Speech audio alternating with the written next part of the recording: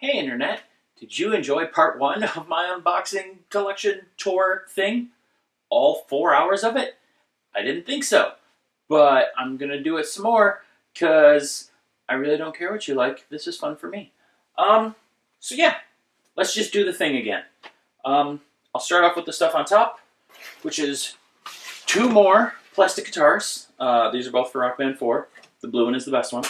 And actually, we'll also have the keytar from Rock Band 3. So yeah, those are things. Mostly, I just want to talk about those first so I can get them out of the way. Okay, boxes. What's in this one? We have yet another poster, because there are so many. We have an officially licensed product from PlayStation. It's something to do with Uncharted 4. Let's just open it and find out. Oh, it's a tiny leather satchel. Oh, it's a wallet. And they followed the rule of never give someone a wallet without money in it. I mean, granted, this is, a fake doubloon, but still, it's kind of cool. Yeah, so that's a thing that I have. Okay, gonna put that back in the box, and we can move along. I don't know why I'm trying to rush. This is going to be just as long as the other video, and there's going to be more after it. We have an Assassin's Creed figure that I'm dropping. We have another pin, because there's always more pins. We have... what the hell is this? It appears to be a blanket of some sort.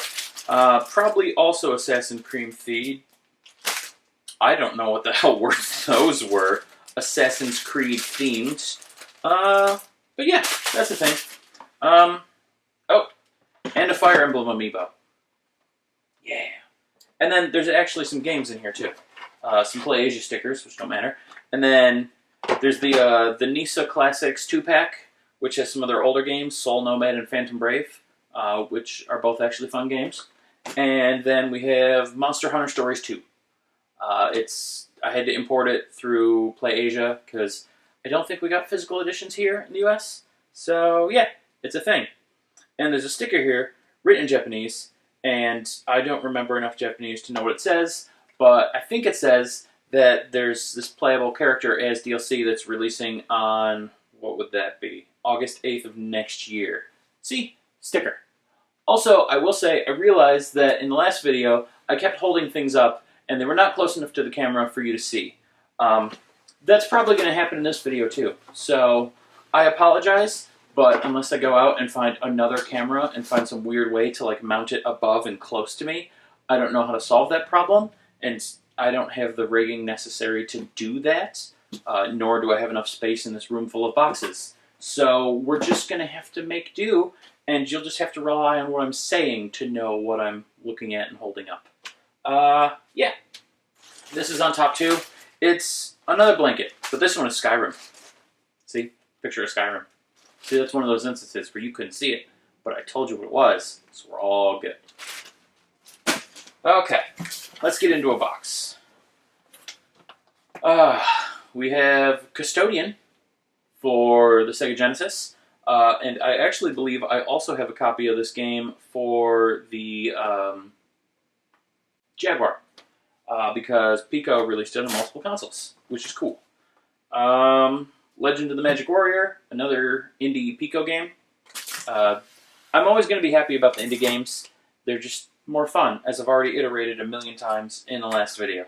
This is... what is this? Oh, concept art for one of the Hyrule. Words are not going to work in this video. We're in for a long freaking ride. This is like concept art and sketches for Hyperdimension Neptunia. I don't know which game offhand, because again, it's all in Japanese, but it's one of them. Here we have some more limited run cards. And actually, here's a pile of... Jesus Christ! Here's a pile of other ones that I found while moving in earlier on. So, yeah, these things are everywhere. This is not any of the same piles from the previous video, nor is this the ones that I know about that are in the hard plastic cases that I started collecting these in. There's just a million of these cards floating around. I've ordered way too many things from limited run games. Okay, so now, hopefully I can stop throwing shit. And this box won't cooperate! We have the World of Warcraft cookbook, which, now that I have a proper kitchen, I may actually try making some of this crap. I used to be really big into WoW. I played ever since vanilla, and I really enjoyed it because it was very D&D, and I do enjoy D&D. However, the game really just kind of went off the rails. They took away the World Dragons and a lot of the stuff that made you have like a good guild and a good team of people that you played with and coordinated with. And instead they put in a lot of, just find a raid or find a dungeon where you could just plug in with a bunch of randoms. And yes, that made it easier, but it didn't make it any more fun. And then they filled the game with microtransactions, and they added like the little Pokemon thing, and they give you your own town to manage, so you had to do the chores of, hitting all the mines and the flowers and stuff in your town each day. And basically, the game became busy work and not necessarily a game. I wasn't having fun anymore. And plus, when I got to the end game and I was fully, raid geared, and it was to the point where I could solo any dungeon that was more than 5 levels below my level, and I was one of the better tanks for any raid I wanted to run ever, and it wasn't fun, it wasn't engaging, and I didn't get excited about any of the new expansions as they were getting announced because it just seemed like more of the same, just grind to the next level and then be overpowered for all that stuff. So yeah, I just stopped playing.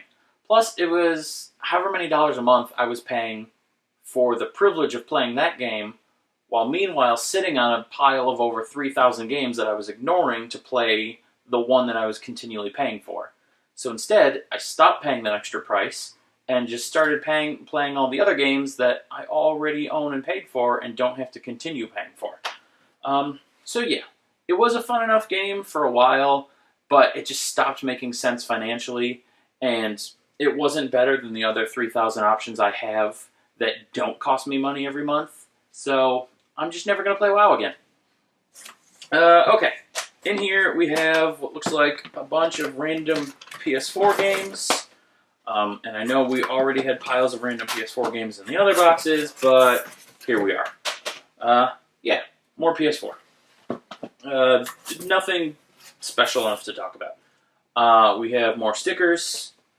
We have another limited run card. We have another Dizzy game. Some of these ones, the reason they're showing up, I did mention before that this franchise never really succeeded in the US. So the reason you're seeing all these games is because the Oliver twins have discovered the internet. And so they have pretty much on their own, with the help of whatever publisher they've teamed up with, they've been releasing their games to greater audiences so that people in North America or other countries that didn't get them can now buy and play physical copies of the game. And it must have worked because there's been that renewed interest and success, and they got a collection on the Evercade, so clearly more and more people are paying attention to Oliver Twins. So, yay all around.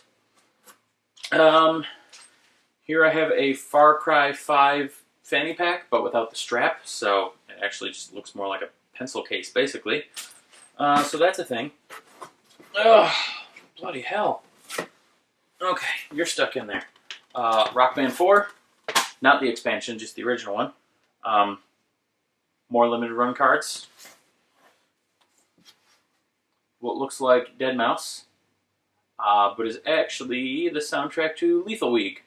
Lethal Week. Really? Lethal League. I'm guessing the soundtrack was done by Dead Mouse, because that looks way too close to be coincidence. If it's not actually done by him, then they're hoping for copyright infringement suits.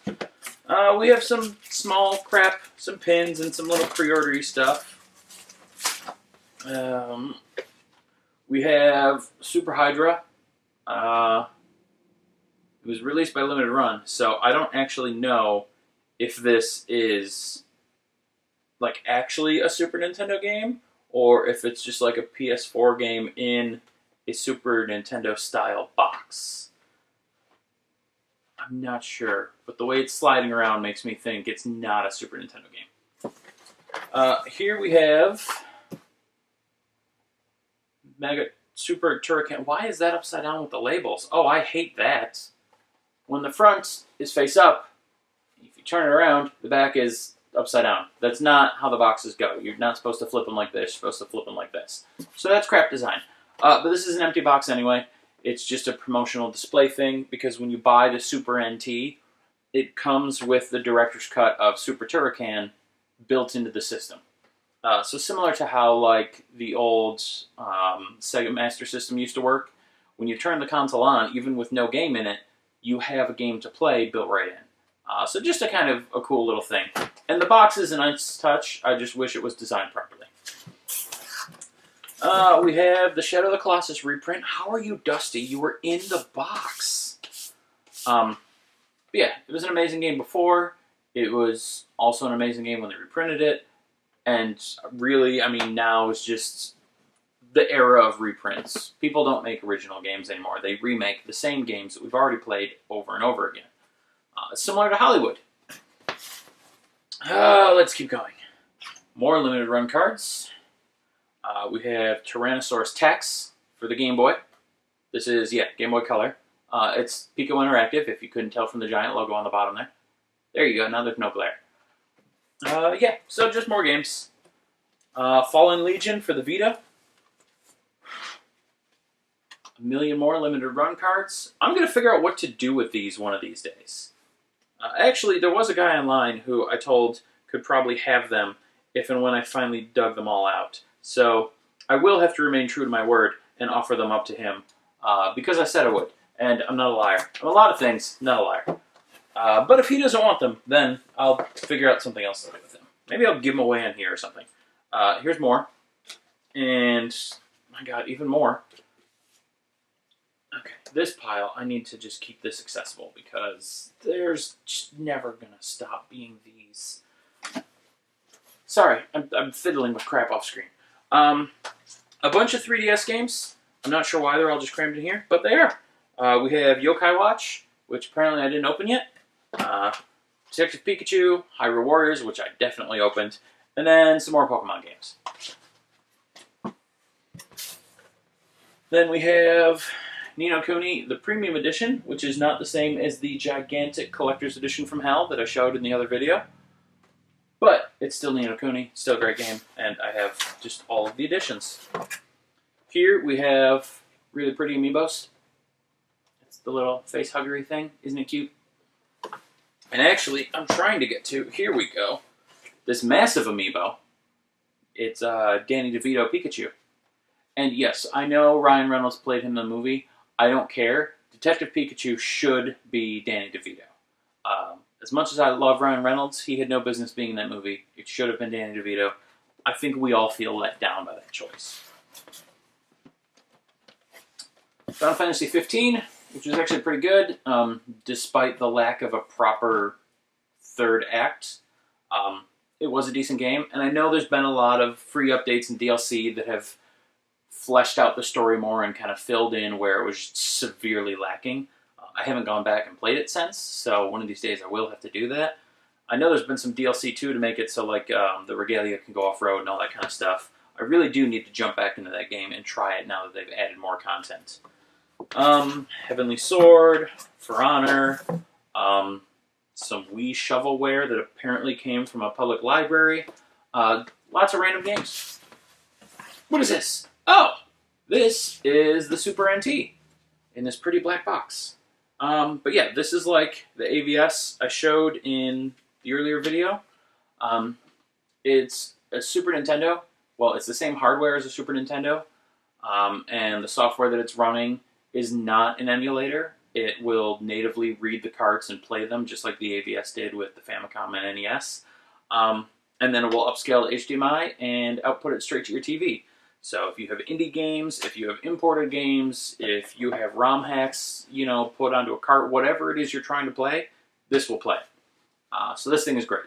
It's somewhat expensive, but not completely unreasonable.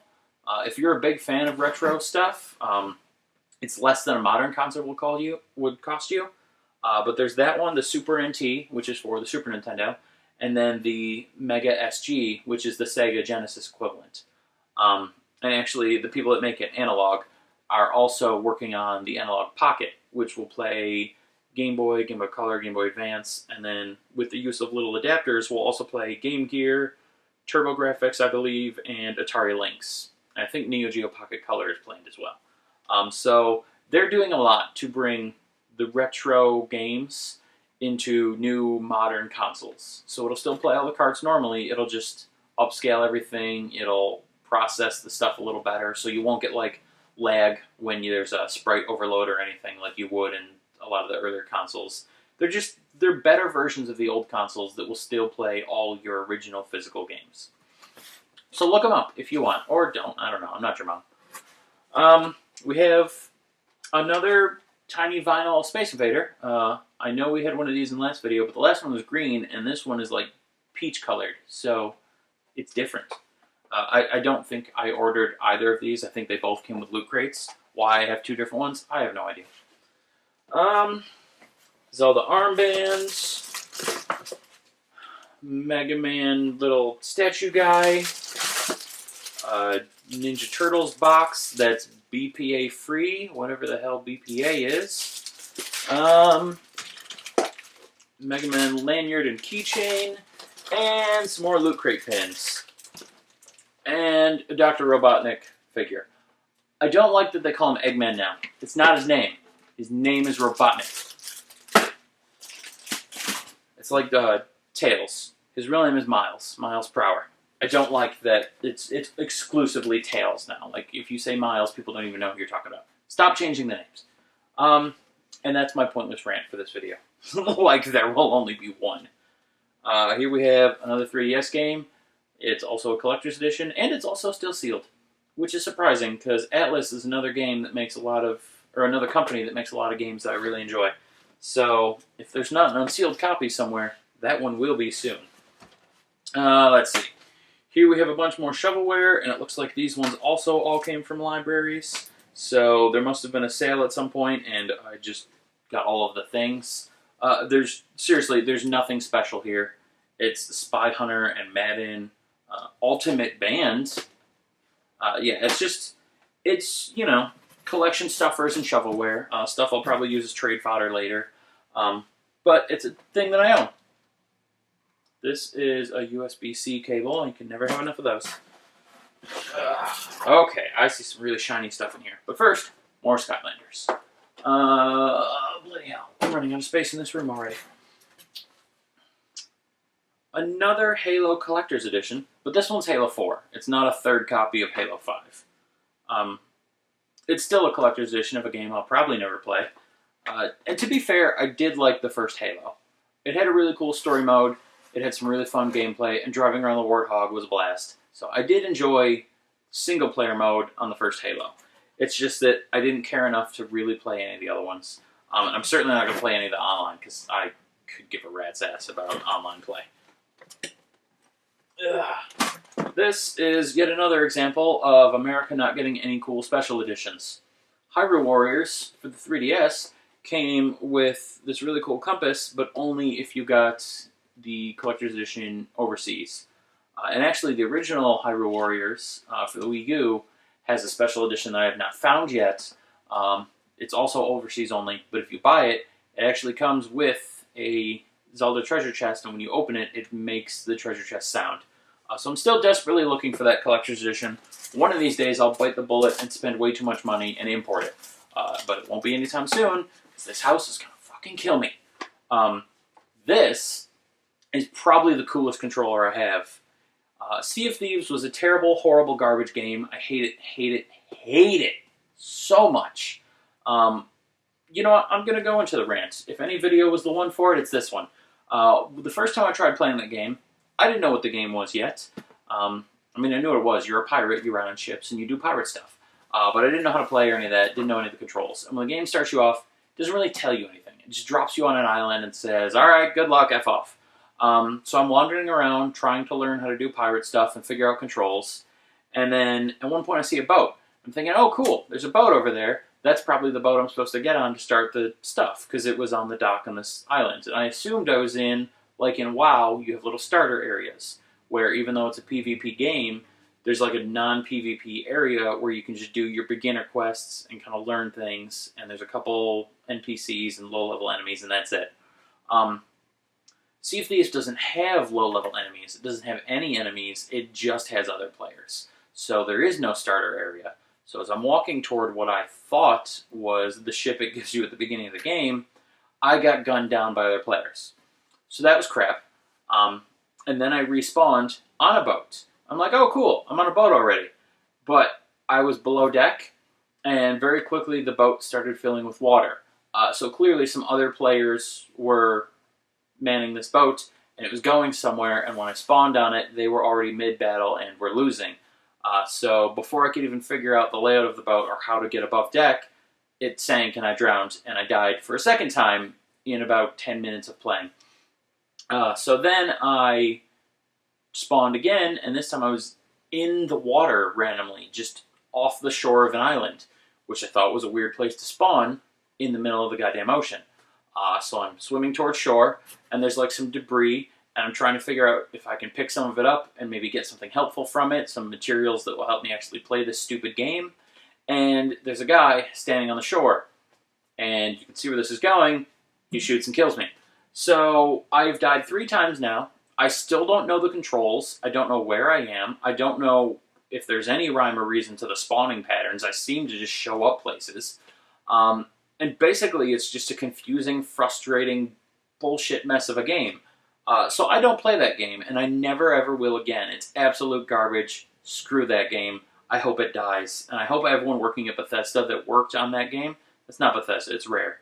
I hope everyone at Rare that worked on that game is very, very ashamed of themselves for making such a garbage game. They could have been making the Cameo sequel that we were supposed to get, but no, they had to make pirate bullshit game instead. But moving on, last thing in here, Earthworm Jim, Metal Lunchbox. Once again, I'm pretty sure this is like a loot crate or something like that, bonus. But it's cool that it's like one of the, vintage style metal lunchboxes. I don't need to sit here and play drums on it. You understand what metal lunchboxes are. Okay, 1 box down. And I'm gonna knock crap over with it.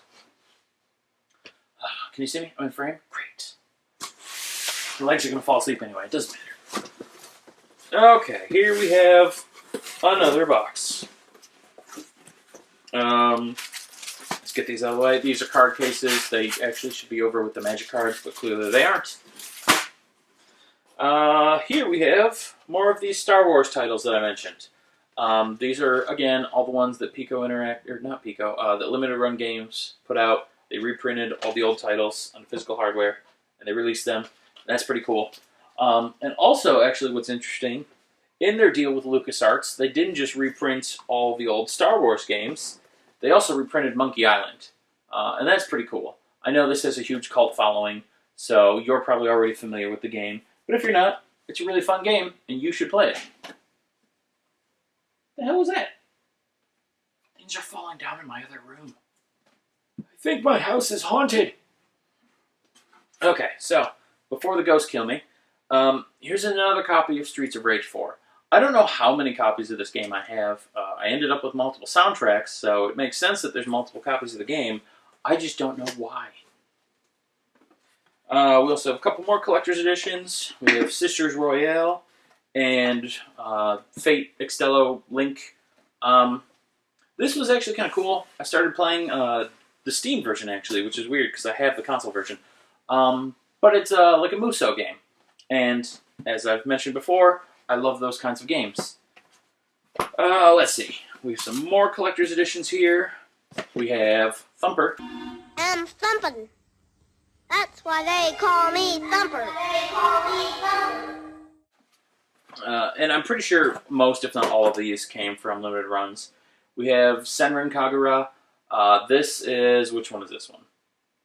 Burst Renewal. I don't know which one this is. I don't know if it's the fighting game or the shooting game or which one. But this series, the Senran Kagura series, they make games of every single genre and then just stuff them full of anime girls. Like, I have a first-person shooter where you're on a beach shooting each other with super soakers. I know there's a fighting game. There's a Musou-style game. There's a pinball game where you all turn into furries. There's just I don't know, the whole series is just weird. It's every game genre, but plus scantily clad anime girls. And lastly, we have Prinny. So yeah, that's all the collector's editions that are hiding in here. No, it's not. There's also Super Epic. Oh my god! There's also Super Epic. I swear to God, I know how words work. I have spoken before. I can normally talk well. I don't know. I think I'm having a stroke. This is Sydney Hunter and the Caverns of Death. It's a Super Nintendo game. I don't know who made it. It was manufactured by Blaze Pro. Developed by Collector Vision Games. So that's what it is. It's just another homebrew indie title for the Super Nintendo. And as I've already established, I love those. Especially for the Super Nintendo. These are more just generic games. These are all ones that were on clearance at Walmart, so I picked them up for super cheap. The Prey reboot, sequel, whatever it is, Dishonored, Titanfall, and Tony Hawk's Shred.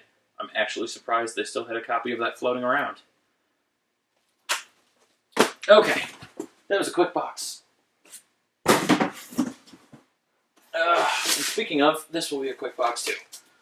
This appears to just be a crap ton of PS4 games. But also, we have another one of those little Star Wars games. And all of these with the cardboard backing here, these are just the standard edition. For each of these, I also have the big collector's edition box, which I'm sure we'll see later. But the nifty thing about these cardboard sleeves is, on the back, I'm not zoomed in enough, you can't really see it, so I'm going to explain.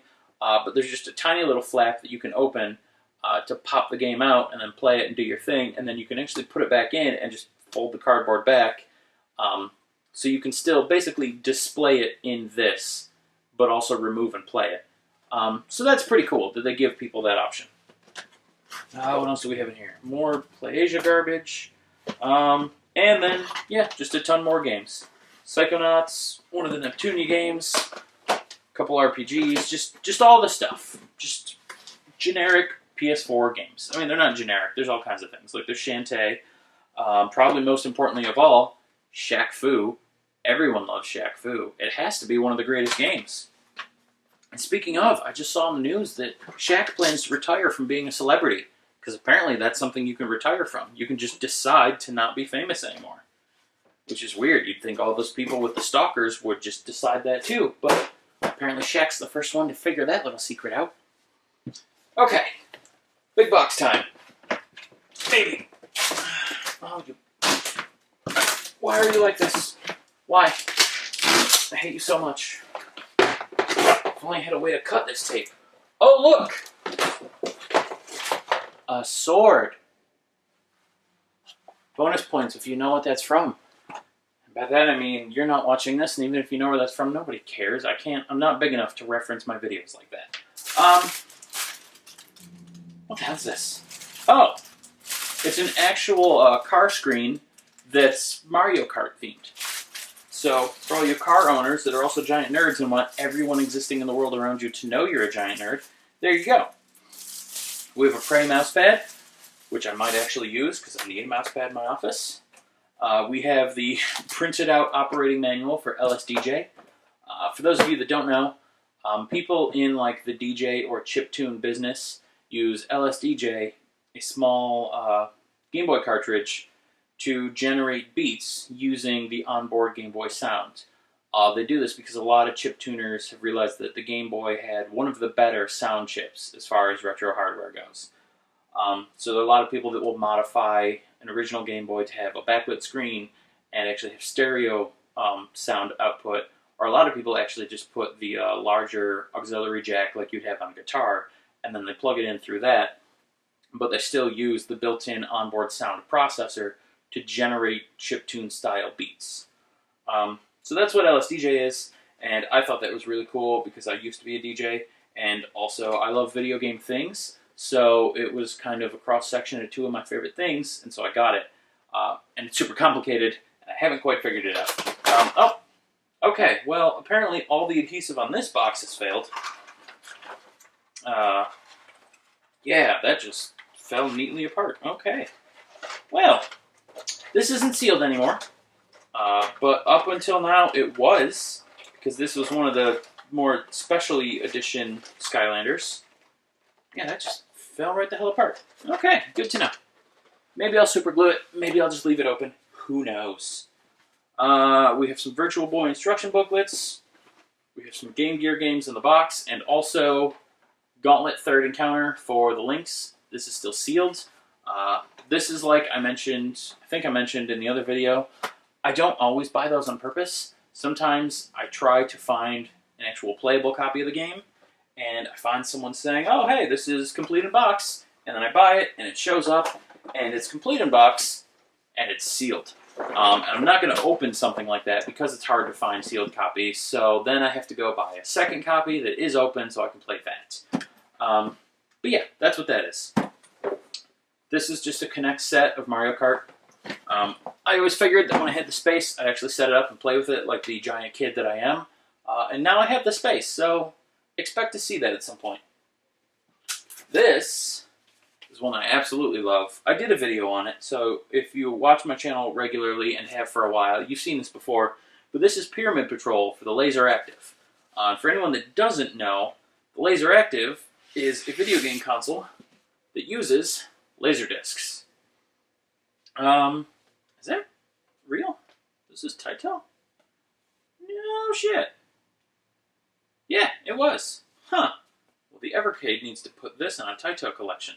But this is the game that got me... Why am I showing you the disc and not the case? This can go back, and I can just show you the whole case with the box art. This is the game that got me into fly-by-wire shooters. My babysitter had it when I was a kid, and I had never seen anything even remotely like the Laser Active. These graphics were leaps and bounds above anything else, because this existed around the same time as the Super Nintendo and Genesis. And this was like full 3D. Like, this was close to the PS1 and Nintendo 64 in terms of graphics. So this was super impressive to little kid me. I thought this was amazing. But this game specifically, I played all the time. I had an absolute blast with it. It did get me hooked on fly-by-wire shooters. So when when Star Fox 64 came out, I'm like, oh hey, I know what this is. It's just like this other game that I love. And so I fell in love with those kinds of games. Panzer Dragoon is another one. But this is the one that got it all started for me. And as you can tell, this is not the greatest of condition. I don't know how well you can tell from there. But the cardboard is very water warped and worn all through here. It's very just warped, and you can see lots of weird stuff in the surface of cardboard. If I get the glare right, yeah. See how it kind of highlights all the ripples and stuff? This cardboard is wonky and messed up. And there's a hole in the bottom, so when I just hold it up without supporting it, the disc starts to pop through like that. So it's definitely not the best condition, but it is still playable, and for right now, that's all that matters. I'm sure eventually, like I mentioned before, my original goal was to collect all of the US release games for the Laser Active, but a lot of those cost all of the money, so that's probably not going to happen. But I will, at the very least, get a better condition copy of this game, just because of how much I love this particular game. Yeah. Okay, now that that's a little more stable. We have Minecraft Legos, which I have constructed this set, and then I think I actually just stuffed it back in the box for moving. Yep, I did. See? It's in there. I don't know if you can see it. It's there. We have even more Atari Lynx games. Oddly enough, these are all sealed too. Not Zaku. I opened that one. I wanted to play it. That's another Super Fighter team that became rare and expensive. All these other ones are sealed. These ones I knew would be. I found someone online who was selling just a whole bunch of Atari Lynx things, and they mentioned that they had a handful of sealed ones, and I was the only bidder, and they went for like no money at all. So I was really happy. Like, seriously, I think all 4 of those sealed games and then a handful of loose ones, I bought the lot for like $5. It was dirt cheap. And speaking of cheap, the Tiger R Zone, as I mentioned before, I may have destroyed my console by leaving batteries in it like a dumbass, but I have a bunch of sealed games for it. These also cost me pretty much nothing at all because nobody cares about this console. It's not valuable, it's not rare, it's not special, it's absolute garbage. I just have fond memories of this kid. So I collect it even if no one else does. And then I have just piles of portable game carts in here, all loose. These are all Game Gear games, obviously. If you don't know, there are a million Sonic games for this thing. I think like 7 or 8 different ones. So I really hope that eventually, if we get another Sonic collection of some sort, and there always seems to be another Sonic collection of some sort, that we would get one with these games. Because these are the ones that don't get reprinted a lot, and you never get to play them anywhere except on the Game Gear if you happen to have a Game Gear. But like Sonic's Triple Trouble, or the scaled down version of Sonic Spinball, or just, I think Tails' Adventure was one of them. Like, there's just a bunch of Sonic games on this console that are only on this console that I wish were more accessible to people, that you could play in some way other than tracking down the Game Gear cartridge. So hopefully those are things we get at some point. We have a Disney Infinity box. I already spoke about how I feel about the garbage that is Disney Infinity. We also have a Skylanders box. Skylanders I do love. I did not need to leave the sword down. We have a million more loose cards for the Game Gear, for the Virtual Boy, for the Pocket Color, some R-Zone cartridges, and oh my god, there's so many loose cards. And I think I see at least one for, yep, some loose Lynx games. And that's Chip's Challenge, the major game for the Lynx that everybody knows and plays and talks about when it comes to the Lynx. Then we actually have a very few of the, well, here is the TurboGrafx. In Japan, it's the PC Engine, but we have some games for that. This is, I don't know what this is, but it was made by Hudson, so it's probably a good game. And then this is Double Dungeons. Yeah, again, fun console. I didn't discover it until I was an adult, but I'm glad I did. There are some really cool things on it. Mario and Sonic, the Olympic Games. This box is empty, but I do have the game and the controller all floating around here somewhere. One of many special controllers that I found for the Wii U that I bought because they're shiny and colorful and they look pretty. A bunch of loose cards for the TurboGrafx and or PC Engine. And they all were called Who cards, or, well, I guess it would be HA cards because it's Hudson Soft. But it's weird to say HA card, so they're just going to be TurboGrafx cards.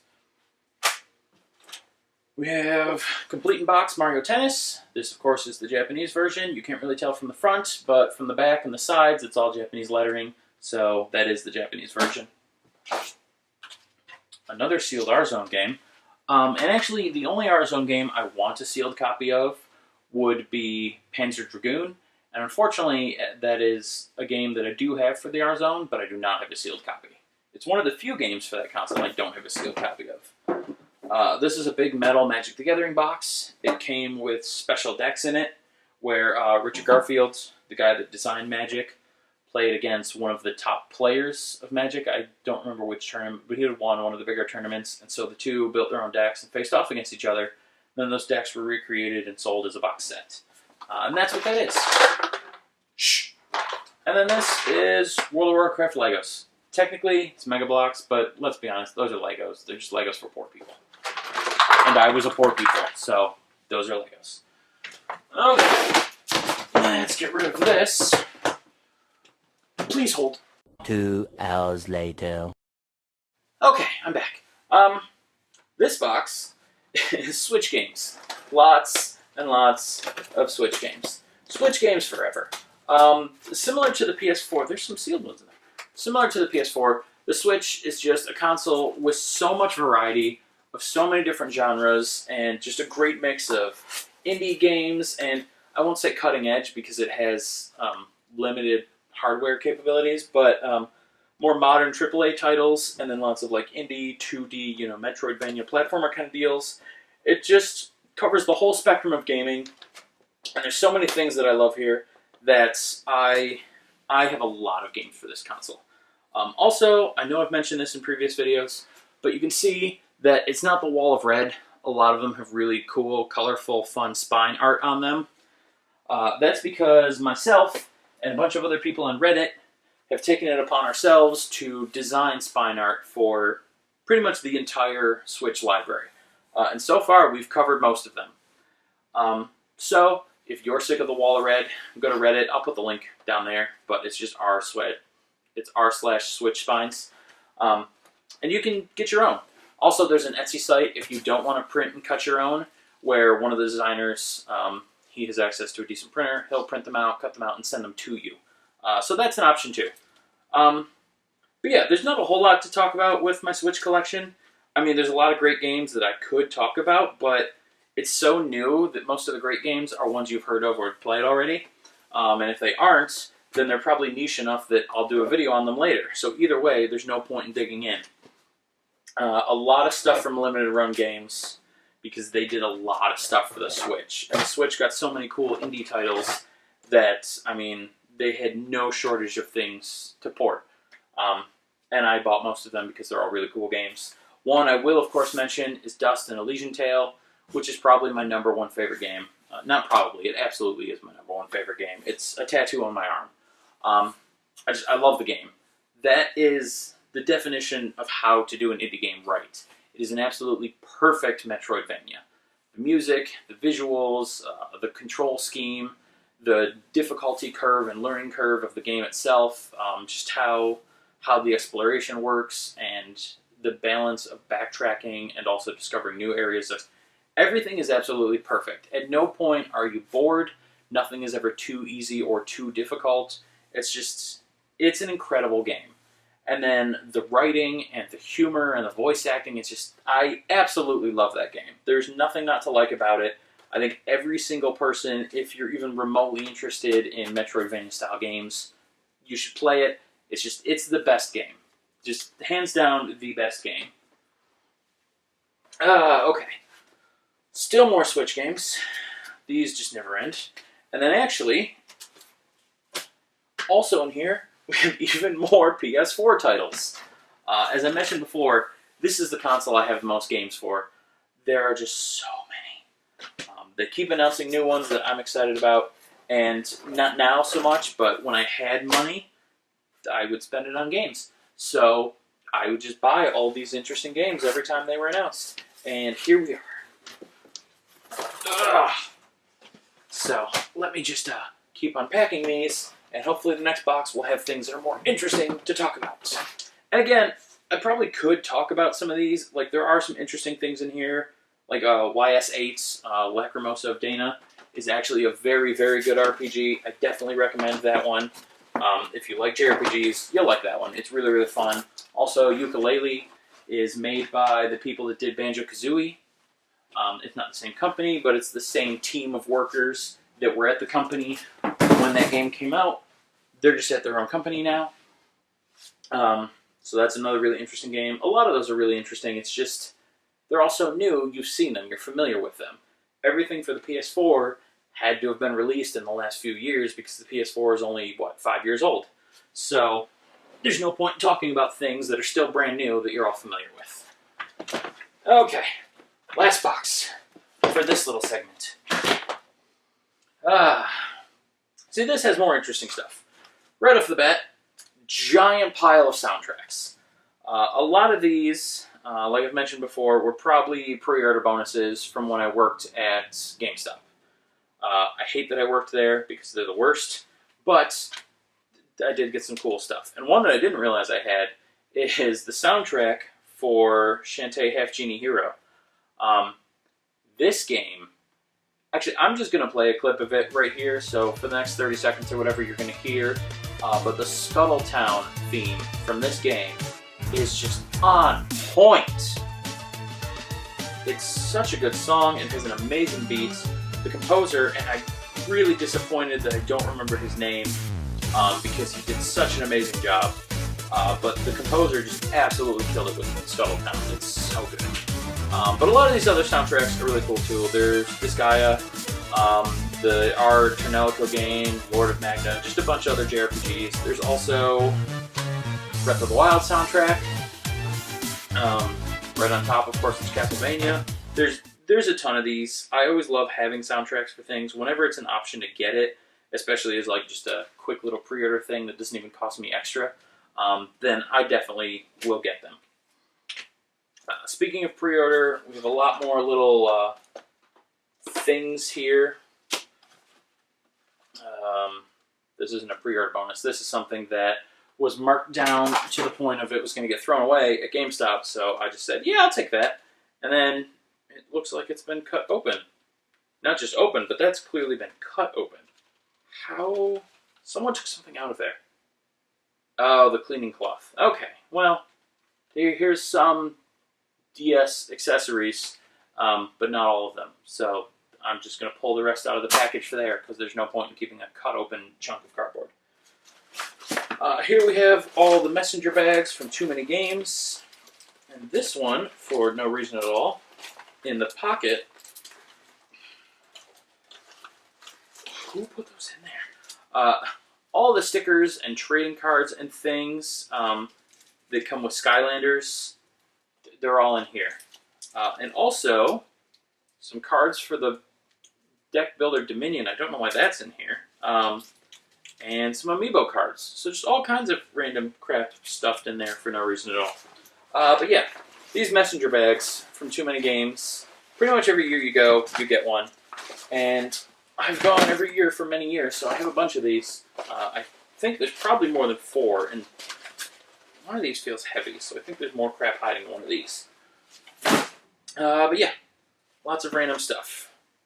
We have, I don't know, some decorational headband from one of the games that exists.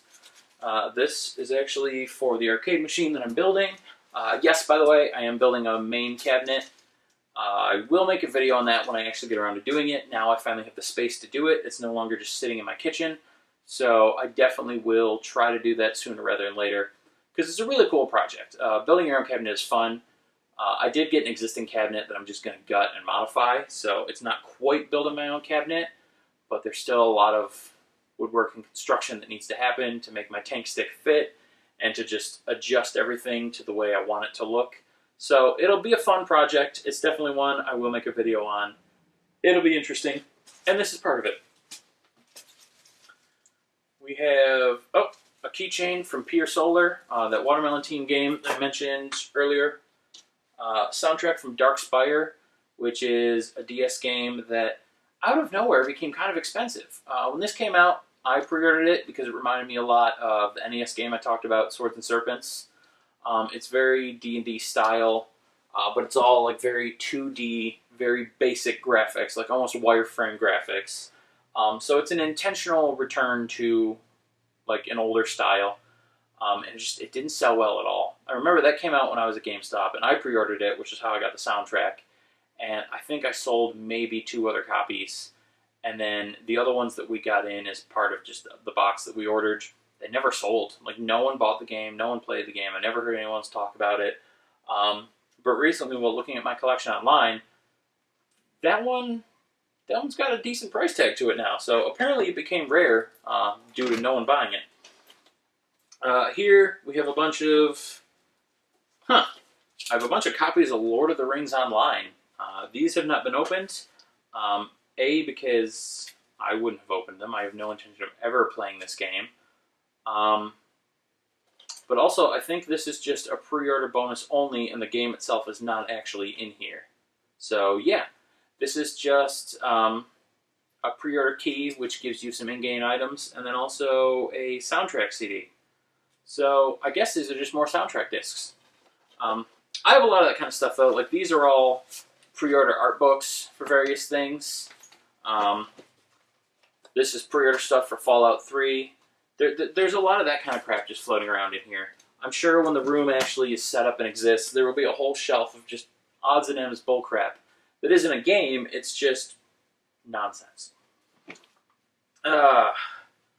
See, this is when games had instruction manuals. Age of Empires for the PC has a hell of an instruction manual. The problem is I don't think I still actually have the disc for this game. So I might try and find a big box game collector and see if they need the instruction manual, because there's no point in me hanging on to that. What is this? Oh, City of Heroes. It's, I guess a mouse pad, but a very thin and rigid one, so that's kind of weird. But okay, that's a thing. We have some art books. We have more art books. We have more. Oh my god. Just piles of, art books and instruction books and PC guides. Somewhere in here actually is a whole box of just the old player's guides. This is a Nerf gun, and I know this was related to a game. I forget which one, but this was a pre-order bonus for a video game. Like I said, I cannot for the life of me remember which one. But it's one of them, and you can shoot people with it, and Nerf guns are great. So I ended up taking a copy home. A copy, it's not a game. I ended up taking this home, and now I have it. Wasn't that fun? It was, I know. Okay, here we have Unholy Knight, which was an indie Super Nintendo game that I actually found on Amazon. And it's rare for someone making indie games to distribute through someone like Amazon. Usually it's always through like a Limited Run or Pico or Megacat or something. And of course, this box, even though it's in this plastic protective thing, is kind of crushed and dented all along the backside. So that's cool. We have Super Mario Galaxy collectible coin. And a ton more pre-order things. These are all Guitar Hero skins and art books for Final Fantasy XII. And then in the middle of those, for no reason at all, we have Super Nintendo instruction booklets. So, like I've said before, everything is so haphazardly packed. All these boxes are just weird random crap everywhere. More pre-order stuff, some controller boxes, more pre-order stuff. More of these DS kits. Ooh, the box for StarCraft. This, I think I do still have the discs for because I actually was a huge fan of StarCraft. And more importantly, the original Warcraft. Back in the day, when I played PC games, because PC was still superior to consoles at that point, it's not now, shut up. I played a lot of RTSs on there, like Warcraft and Civilization, and eventually like Command & Conquer and StarCraft and those kind of things. I was a huge fan of those kind of games. So I do still have a bunch of those. Oh, that's one I'm going to talk about right after I get through all the rest of this crap. Yeah, more books, art books, and just pre-order things and all of that. But one PC game I should talk about since it's right in front of me, Black and White. This game is amazing. I'm very disappointed. There was a DS version planned that got canceled and never finished, and it never saw the light of day. But it was such a good game where you have a giant monster that you control, and you can either have him help you build a civilization, or he can help you torture that civilization. And you have a little angel and devil on your shoulder that will try to guide you one way or the other. There's a lot of ridiculous humor. It's really fun, but it's also a God game, and I really like those. The ones where, you know, you're at like the perspective of God, and you're controlling basically everything that happens. It's one of the games made by Peter Molyneux. So if you're familiar with any of his games, you know what I'm talking about. We have more Disney Infinity boxes. This one has Stitch on it, so automatically it's awesome. We have Rock Band stickers. I have way too many stickers in this collection. What is this? Oh, the software for the network adapter for the PS2, which I do have, and actually I did use, only because back then, my friends from college that I bleeped in the last video, so I won't say their names now, they and I would all play Mortal Kombat Deception, and when we were at home, we could go online and play against each other. So that was pretty cool. So yeah, I did actually, that was one time when online play was a thing that I did. This is a zapper for the Dreamcast. It does not work. I was very disappointed by that. When I took it out of the box, I was psyched to play House of the Dead and could not because this zapper does not function. So I still have it, and clearly I still have the box, but it doesn't actually do anything. We have more boxes, more promo stuff. What the hell is this? Oh, a Bluetooth gamepad that also has a holder for your phone. So you can use this to play games on your phone. I don't know why anyone would ever want to do that. No mobile game would require a joypad. They're all idle games and horseshit. But yeah, that's an option I have. Ooh, okay. These are worth talking about. Oh, Jesus. I'm going to break them all. But they're here. These are the plastic box protectors I use for my games.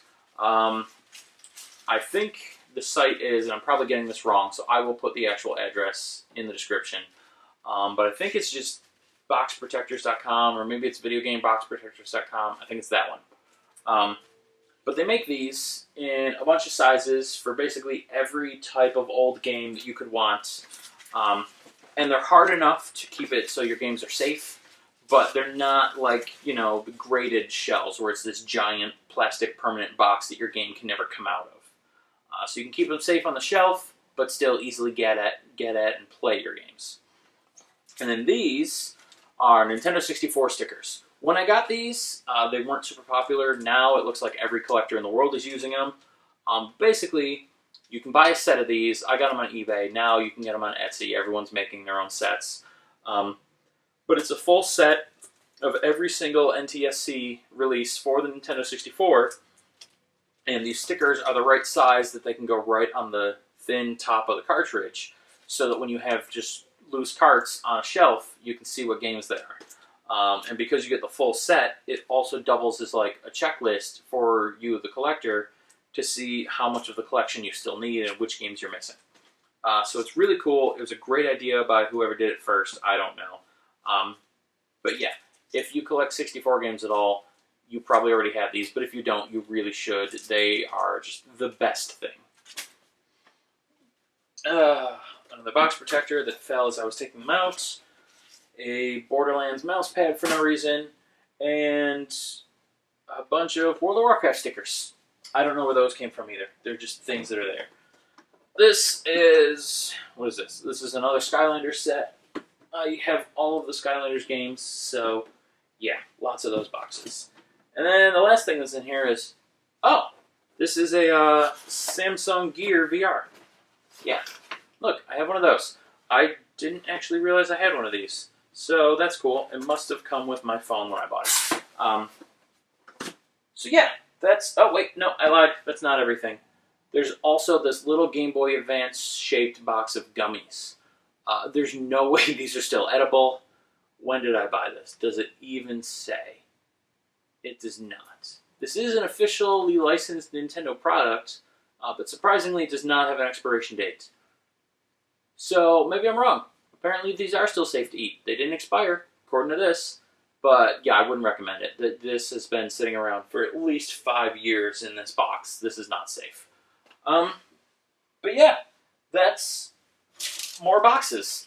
Yeah, now I'm going to go clean this mess up and reorganize it a little, and then I'll be able to access more boxes. More boxes. Okay, this is easy. This is my Xbox One. It's right here. See? Xbox One. This is the Project Scorpio Special Edition. It's one of multiple Xbox Ones that I have, multiple special editions that I have. And then this is an Atari 5200. Nothing special about that. It's just there. This is, I can't fit the whole thing on camera, but it's a scroll of all the characters, all the major characters in the Zelda franchise up to when this was painted. Since then, there's been more games and characters introduced, and I don't think the artist went through and made a new version. But what's really cool about this, again, you can't see the whole image, so I'll put like a link to it or something in the description. But the top of the image and the bottom of the image actually line up, so that if I were to take that off of the brackets and put it on like a set of rollers that were motorized, the thing would just persistently scroll, and it would look like one solid image. Like you would never really see the break. It's designed to line up perfectly, so it's really cool.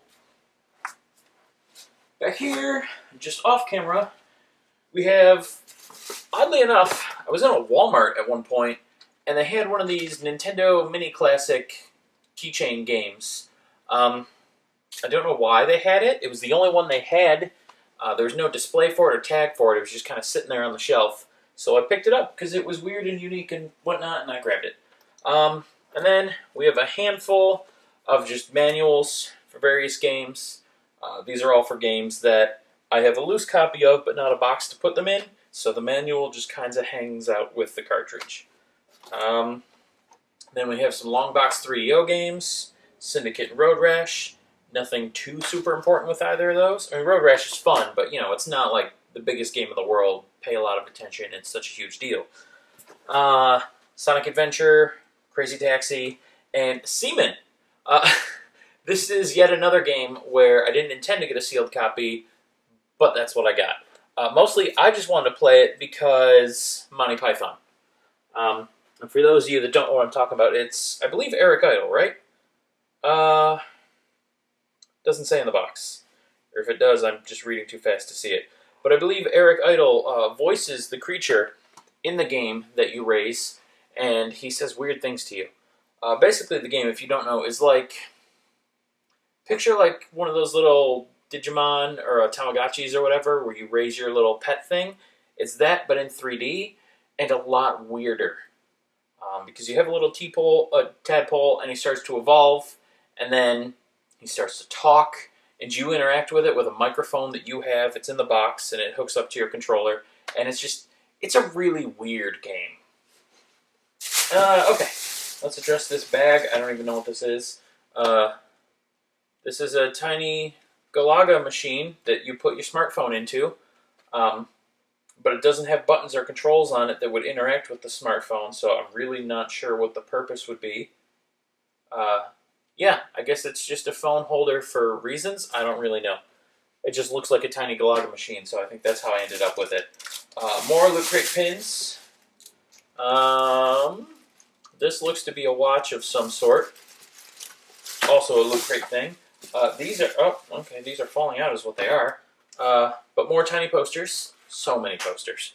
And then just some random odds and ends. I have a couple Nintendo 64 games, a Rumble Pack, something to do with 4 swords, but it's inside a tiny egg for some reason. These are a bunch of really cool Zelda charms. There's like a hook shot and Majora's Mask and just some cool stuff in there. An extra one of these for the terrible little, the hell are they called? Joy-Cons, there we go. And then a bag of D&D dice. Not even sure why that's in here, but it is. Okay, moving on. I did not cut the tape on this box. I should have.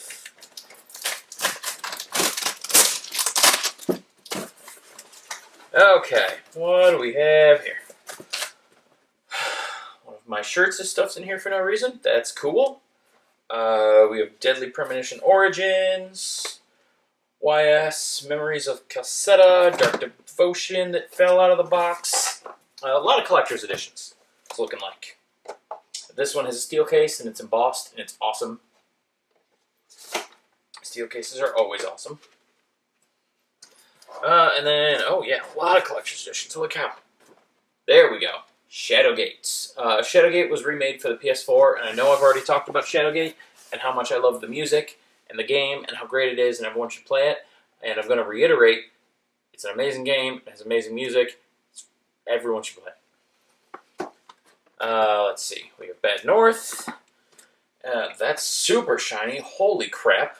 And then we have Valhalla with, I think, a number after it, and then 2064 read-only memories. And the boxes are magnetic, so they stick to each other. It's part of like a joint set from Limited Run.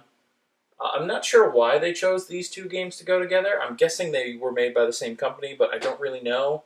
But yeah, it's a fun little thing. See? Magnets, they stick together. It's magic! Or it's magnets, like I literally just said. What do we have? More Switch games. A ton more Switch games. Always more Switch games. And a lot of these two are imports. I have gotten a lot from PlayAsia because there's a lot of games that we didn't get that I really wanted. And once again, the gods have smiled upon me and they gave me the thing I was talking about as I was talking about it. Here's one, Oninaki, which is a game that I had to import because we just didn't get it. But it looks really cool and really fun, and I wanted a copy, so now I have one. And luckily, Nintendo and pretty much all the game companies finally stopped being shitty and stopped region locking their consoles. A lot of the DLC is still region locked, which is just dumb, but if you buy a game from another country now, you can still play it in your console. You might not understand the language if it doesn't have an option for your language, but you can at least play the game. Then We have a bunch of DS and 3DS games, sealed copy of Link Between Worlds because it was on clearance at Walmart, and then a bunch of Tingle games that I imported because, again, I need to have all the Zelda games. And then we have Panzer Dragoon. This is actually for the Switch. It's just made to be in a special edition case that looks like it's for the Saturn. But then here we have limited run, reprinted, a Star Wars game, and Monkey Island. And I can't remember if these are the ones that are PS4 or if they actually did redistribute them for the Sega CD. I believe these are actually Sega CD games. I know that they did re-release a bunch of Sega CD games.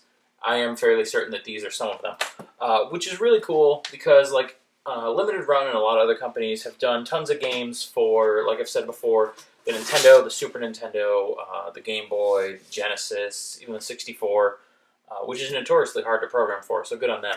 But there's a lot of other consoles, like the Sega CD, that don't get a lot of attention, so when those get homebrew games, it's extra exciting to me. Similarly, when I found out someone was developing a new game for the Virtual Boy, I thought that was really cool. Or whenever I see new stuff come out for, like, the Lynx or the Jaguar, any of those kind of things are always interesting because I just love seeing more attention getting paid to consoles that were otherwise just completely overlooked. Actually, not too long ago, I did see that someone was creating a new game for the CDI. I'll have to follow back up with them and see if that's still a thing they're working on, because that would be really cool to see something new come out for a console that, for the most part, seems to be universally hated. Okay, here we go. I mentioned that this box was here. This is Player's Guides. Lots and lots of Player's Guides. Some of them are old, like Mario RPG, or, well, not Majora's Mask as much, Gold and Silver, and then some are a little newer, like Tales of Symphonia. But overall, there's just so many of these things. And a lot of these are because, again, when I worked for the Enemy, Player's Guides never sold. We always got them in the store, but no one actually bought them because, I don't know why, no one ever bought them. So, the one on top was a perfect example. So what GameStop would do is they would penny them out, which means that they would scan all the copies in inventory and change the price to 1 penny. And then they would just throw them away. So if you can see, this one up in the corner there still has a price tag that says 1 cent. Anyone that works at GameStop knows about this and probably got a bunch of free stuff this way. My boss was usually a dick and refused to let us take them home and would instead, like, force us to, destroy them and throw them away. So the few that I got that way, I'm pretty lucky about, but know that there was way more that I wasn't able to get. And unfortunately, it looks like this box got slightly crushed, and a bunch of these books are now creased and fucked up, which really sucks, because they were all in mint condition beforehand. If you look at the spine of that book, it didn't curve before. So that sucks. That looks to be the only one that's really badly damaged, though, so I guess I'll live. No, damn. My Pokedex here is screwed up, too. But yeah, this is the full Pokedex, up to and including Pokemon X and Y. Okay, let's see. Pokemon Snap, Spyro, GoldenEye. And then the Zelda Oracle games. And this is the original Pokemon Player's Guide that I actually bought alongside Red and Blue when they came out. And unfortunately, I didn't save the boxes or the instructions or any of that for the original games. But I did save this guide, and it's still in fairly decent condition. So that's pretty cool. And then, yeah, just more books. And also Super Mario Bros. Magnets. And some bumper stickers, and a Street Fighter patch, and some more stickers. Just all of the things in here. Oh, this was fun. Video Games Live. I'm pretty sure I've talked about them before. I, one year for my birthday, was going to go see Video Games Live. They were coming to Arizona, and I lived out there at one point in my life, and I really like Arizona. So I thought to myself, hey, it would be really cool if I went out to Arizona, I can visit the family that I still have out there and I don't see often, and I can see this concert that I want to see. Because if you don't know, Video Games Live, they do concerts where they perform video game music with a live orchestra. It's this whole big thing, you know, they do new arrangements of a lot of the music. It's really cool. So I got the ticket, and I was going to go, and it was going to be really cool. And so I flew out there, I had my ticket, everything was going to be great. And then they canceled the tour, starting with the date that was on my birthday in Arizona. So I flew out there for no reason at all. The show was canceled, starting on that date. All the tour dates before that, including the one much closer to where I live that all my friends went to, they all still happened. But starting with the one I was supposed to go to, the tour just got canned. I didn't get a refund. I didn't get any of my money back for the ticket. I was just kind of SOL there. And of course, I had bought a plane ticket, and they're not going to refund me that. They didn't even refund me the concert ticket. So, yeah, I just got screwed by them. And it kind of sucks, because since then, you know, I've been a Kickstarter backer of some of their albums and stuff like that, and I really shouldn't be, because they've done me no favors at all. So, yeah, that's my weird relationship with Video Games Live. I love the music they put out, but I'm still kind of bitter about how they screwed me and ruined my birthday. Okay, another box. Because there's always another box. Okay, we have another sort of like messenger bag type thing. We have an adorable little stuffed wolf. I don't even know what it's from, but I love it. It's a wolf with an eye patch. I think that's from Metal Gear. We have a ball. Oh, it's from Rocket League. It's the ball. I actually did get into that game for a little bit when it first came out. It actually wasn't as big a deal then. It was just this weird little game, and I thought it was, oh, this is kind of cool, kind of fun. I messed around with it for a while, and then, you know, it was one of those things that it was fun when I played it, but it wasn't like a huge deal. You know, I didn't need to obsessively play it all the time, and I don't do a lot of online multiplayer, so I didn't care about like the competitive aspect. I didn't need to stay high on the leaderboards or any of that, so I just kind of dropped the game after a while, and then all of a sudden it took off, and everyone was playing Rocket League, and they were doing all these crossovers with like Back to the Future, getting the DeLorean in there, and like the Batmobile and all this other stuff, and I kind of missed the boat on all of that, because for me, I had already played the game, enjoyed it, and then just kind of got bored and moved on. But yeah, so Rocket League is a game that I played at one point, but I won't anymore because I just don't care. This is Glitch from the Gamercat comic that I briefly mentioned in the last video. It's still a really good comic, and I'm still super disappointed that it went away. But yeah, this is a stuffed thing from that. And like I said before, stuffed animals are great. Everyone should have stuffed animals. I have a ton in this collection. They're wonderful. Yeah, and the rest of this box, aside from whatever this tiny piece of paper is, yeah, I don't care. The rest of this box is all generic PS2 titles. Basically what happened is, at one point, I had a very large, there's also a Battletoads something in here. I had a very large collection of PS2 games. Like, probably at least half the library. I think at one point I had over 600 unique titles for the PS2. And then somewhere along the way in my life, during a breakup that was not great, which none of them ever are, but a bunch of my stuff ended up disappearing. And along with that stuff was the majority of my PS2 collection, and also, unfortunately, my GameCube collection. And I was always super disappointed about that. There's a lot of PS2 games I love, like the Dark Cloud series, obviously all the DDR games. Actually, they had a lot of great RPGs like Odin Sphere and stuff like that that I really enjoyed. I had the whole Dot Hack series. They're just a ton of great games. And so one day, I don't know, about 7 years ago, I decided, you know what? I'm going to do something about that. I'm going to see how many PS2 games I can get back. And so the first way I decided to address that was to go online on eBay and find people selling very large PS2 lots, like at least 50 games. I just wanted a ton of games to build up, you know, the cheaper end of the collection. Because even some of the games that didn't cost a lot of money were really fun. I actually found two that between the two lots was close to, I think, 150 games. Um, and both lots were super cheap. Like, I spent, I think, maybe at most $80 between the both. And I got them sent out to me, and they were exactly what I wanted.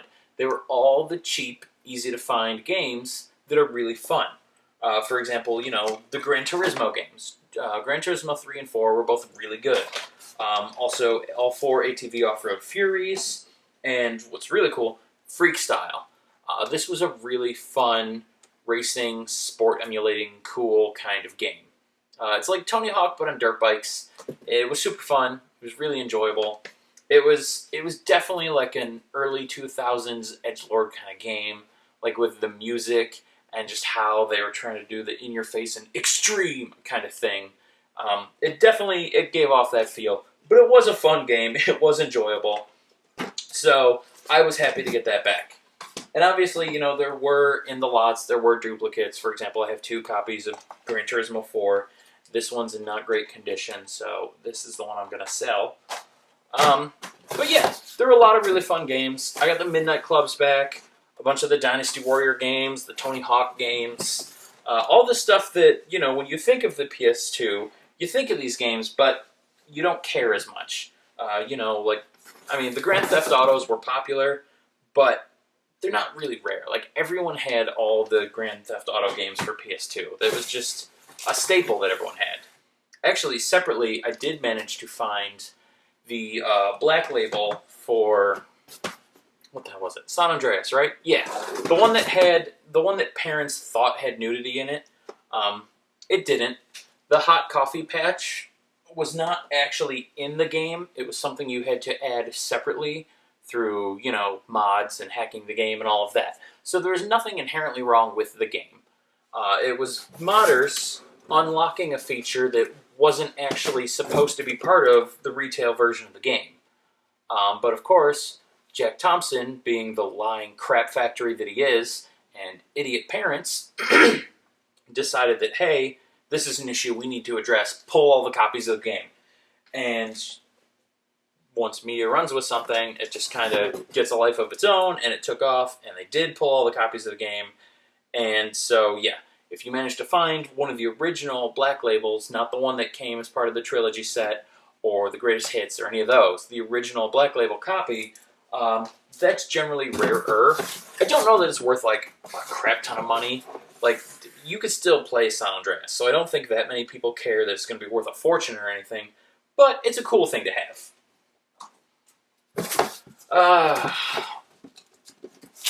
Trying to see if there's anything, like, super worth talking about in here. So far, not really. The early Guitar Heroes are in here. Like, I have Guitar Hero Aerosmith. I have some, you know, some of the many attempts to do mascot games, like Scalar, where they were still in a weird time where companies thought that if they created a cute or cool enough mascot, that it would be the next Mario or Sonic. Obviously, no one ever succeeded because there wasn't a third example after I said Mario or Sonic. But people tried, and they'll probably never stop trying. We'll still continue to get more Gexes and Bubsies and whatever other character you can think of. Also, I have to say, in these lots, one unfortunate thing that they came with is just so many sports games. Like, I just grabbed a pile of 8 games. 5 of them are sports. And a lot of the other piles have been like that too. So many of these. And really, what is the market for sports games? I'm just going to throw it there. Like, who buys them on purpose? Like, do people really get excited about them? I know over in, like, the UK and stuff, people get a little bit excited for some of the soccer games. But, like, is it a major market? Like, are people really that psyched? Did they make a ton of money? I don't know. I don't know. To me, it just feels like they can't make that much, but they keep producing them, so I guess they must. But yeah, that's what that box was. Lots and lots of PS2. And again, I still have to track down a lot of the big money games that I had before, like Marvel vs. Capcom 2. It's probably going to cost me at least $100 to get that again. And I had a lot of, like, the survival horror games, like, you know, Haunting Ground and those, and I know those are going to cost me a fortune. And what's the like the Rule of Rose. I think that's what that's called. I know that one's not cheap anymore.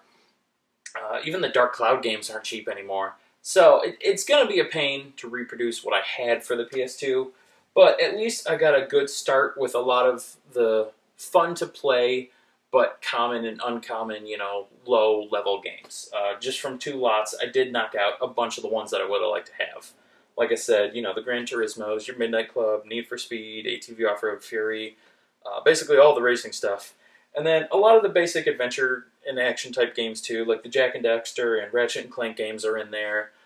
The later Spyros, like I said, the GTA titles. So I did get a good chunk of what I wanted. So I was pretty happy with those lots. And I'll go through a few of these boxes that are in reach too, and then I'll do the usual thing where I cut and reposition and start again. This is the box for the Ouya, which was a train wreck of a console, which is unfortunate. I did like it. I know that I don't ever do digital, and that's part of the reason why, but for whatever reason, I decided I'd give it a shot, because the way they approached it was cool. All the games that they were going to release, this was the initial promise anyway, nothing would cost money. There would be an option to upcharge, similar to like how mobile games work. You would there would always be a free-to-play version, or at least a free demo, and then you could pay to either unlock the full game or do microtransactions or in-app purchases or whatever. But every game initially would be free. I just thought that was a cool concept, that you had a console where all the games you wanted were immediately available and they didn't cost anything. I thought that was pretty cool. And to be fair, there were some really great games on there. Towerfall was amazing. And there was one, Wizorb, that I actually thought was a really fun game too. And I'm sure there's tons of others that I can't think of right now, but those two especially were really, really good. So yeah, I didn't hate the console, I just hated that very quickly it lost support. It sold off to another company, I think some Chinese company, where it kind of lasted for a while, but I think they changed a lot of things. There wasn't always free stuff anymore, and it wasn't as supported. And then they shut down, and I guess now there's like fan-run servers or like emulated versions of the storefront, but it's not what it once was. It never really found its footing. It never took off. Similar to all like the streaming consoles that people keep trying to make for no reason at all, like the NVIDIA Shield, and what was the one that Google did recently? I don't even remember, but just the Stadia. There we go. None of those things are ever going to work. It should send the message to the game industry that we really don't want entirely digital-only options. People still want physical media. They want actual games, because you're just never going to get the same level of support with digital only. You don't get to own or hold anything. For example, with the Ouya, the official servers are offline. If I powered it up right now, I could not update my console, I could not access the storefront, I cannot do any of those things. I could play what's on there currently, assuming I know which hard drive I was using for it, and there are multiples floating around here, so probably not. But that's really all you could do. There's no other options, because all the online components are gone. And if any of the games that I had downloaded, like Towerfall, for example, require online components, then those aren't going to work either. And that's how it will be for all the streaming boxes. That's how it is for online-only games. So, like when people bought physical copies of like Among Us or Rocket League or any of those kind of things, once those servers go down, those games are dead. Digital is never going to be a good long-term option for games. It's fun for a quick flash-in-the-pan thing, but if you ever think about it from a collector standpoint or a long-term standpoint, it's always a horrible option. Because you're not getting anything. You're not getting any ownership. You're not getting anything physical or anything long-lasting. And the really crazy part is, too, digital games cost the same amount as physical games. Take Forza Horizon, for example, the new one. Forza Horizon 5. Sorry, I have terrible tonsils, so the throat clearing all the time. But if I bought the physical premium edition, which I usually would, they're not doing that this time around because they suck balls, but if they were to offer the Steelbook premium edition like normal, it was $100, $99.99. The digital pre-order of the premium edition without manufacturing a steelbook or printing and pressing a disc or shipping you anything, is $99.99. It's the exact same price. You save no money at all by going digital.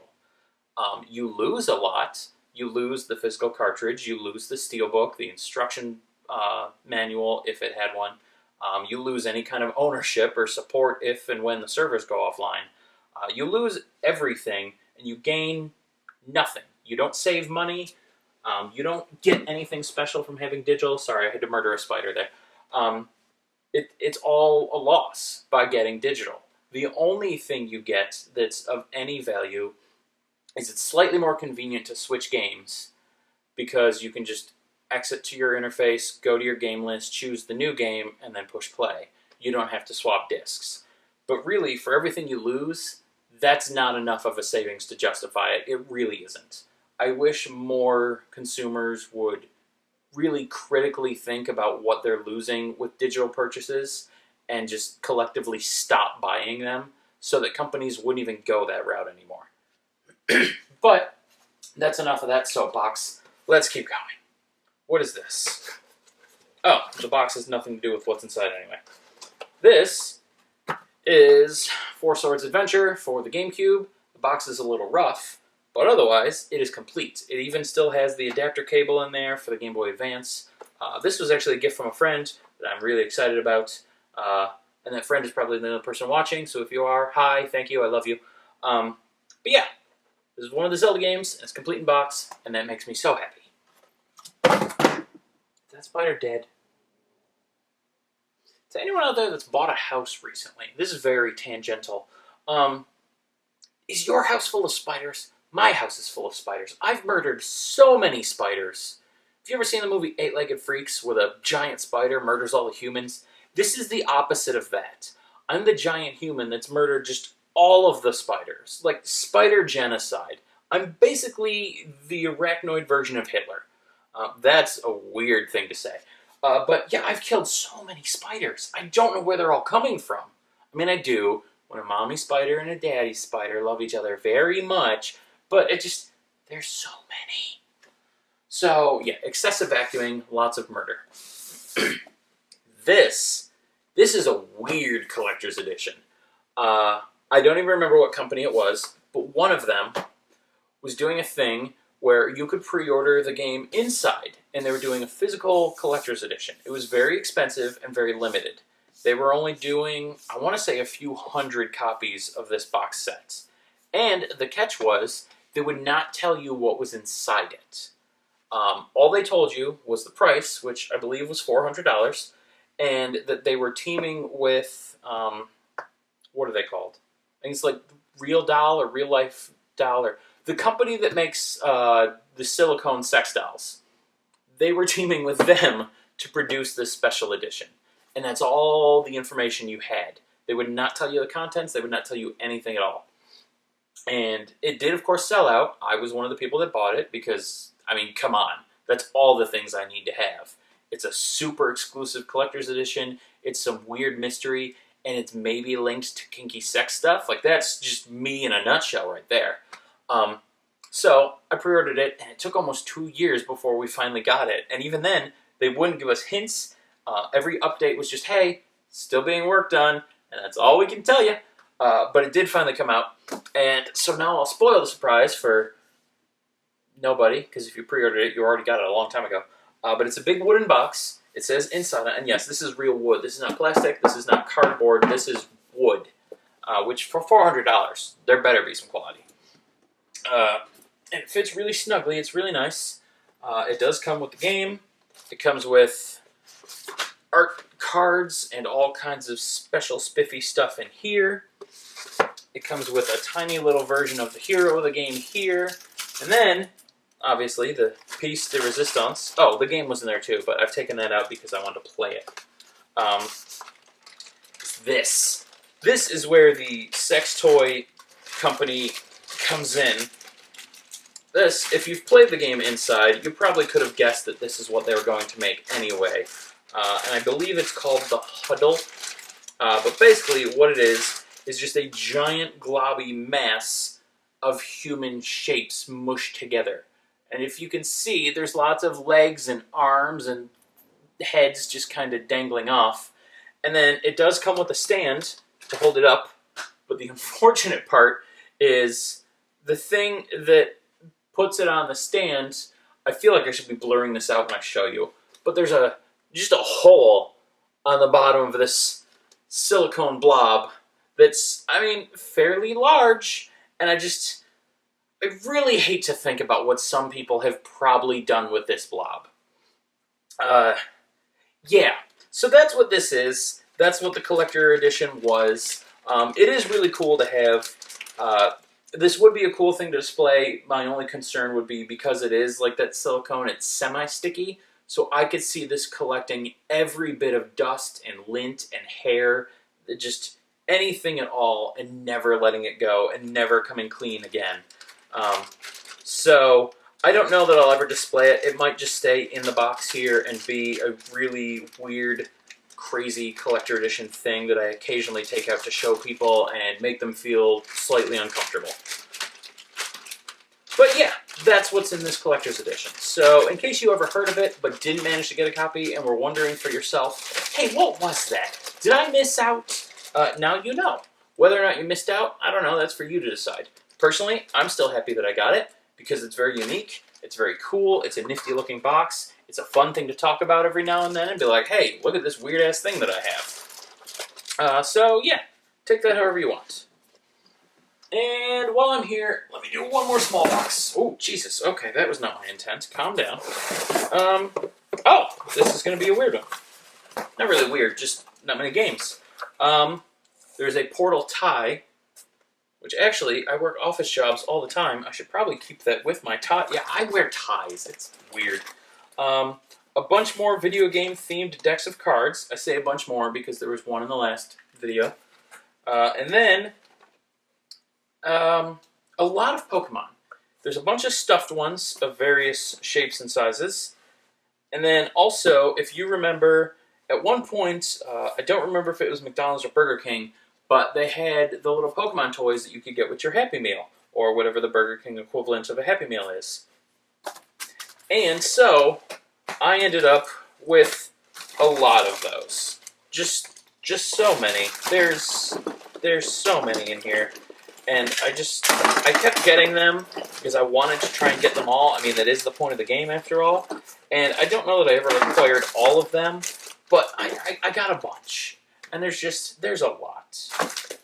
Also in here, the little sidekick from Akiva's Beat, the little play on the power-up star from Mario that was used in the GamerCat comic. This guy from Devil Summoner 2, because I got the special edition of Devil Summoner 2 that came with that guy. A really weird-faced Mega Man. Amaterasu from the game. Okami, right? Yeah, I can't even remember things anymore. This is also from GamerCat. It's just a play on Navi. Yeah, just fall, please. A Street Fighter headband, Mega Man helmets, a runestone, some little pins from Battleborn, if you remember Battleborn. It was kind of disappointing how Battleborn and Overwatch came out at the same... Or was it Overwatch? Yeah, I think it was Overwatch. The two of them came out at the same time, and Battleborn is the one that didn't win, which was unfortunate, because I thought it was really cool. For one, it had a story mode, and that was actually kind of fun to play through, and it just had some really interesting and unique characters. I thought that was a decent game as far as arena shooters go, and it died immediately.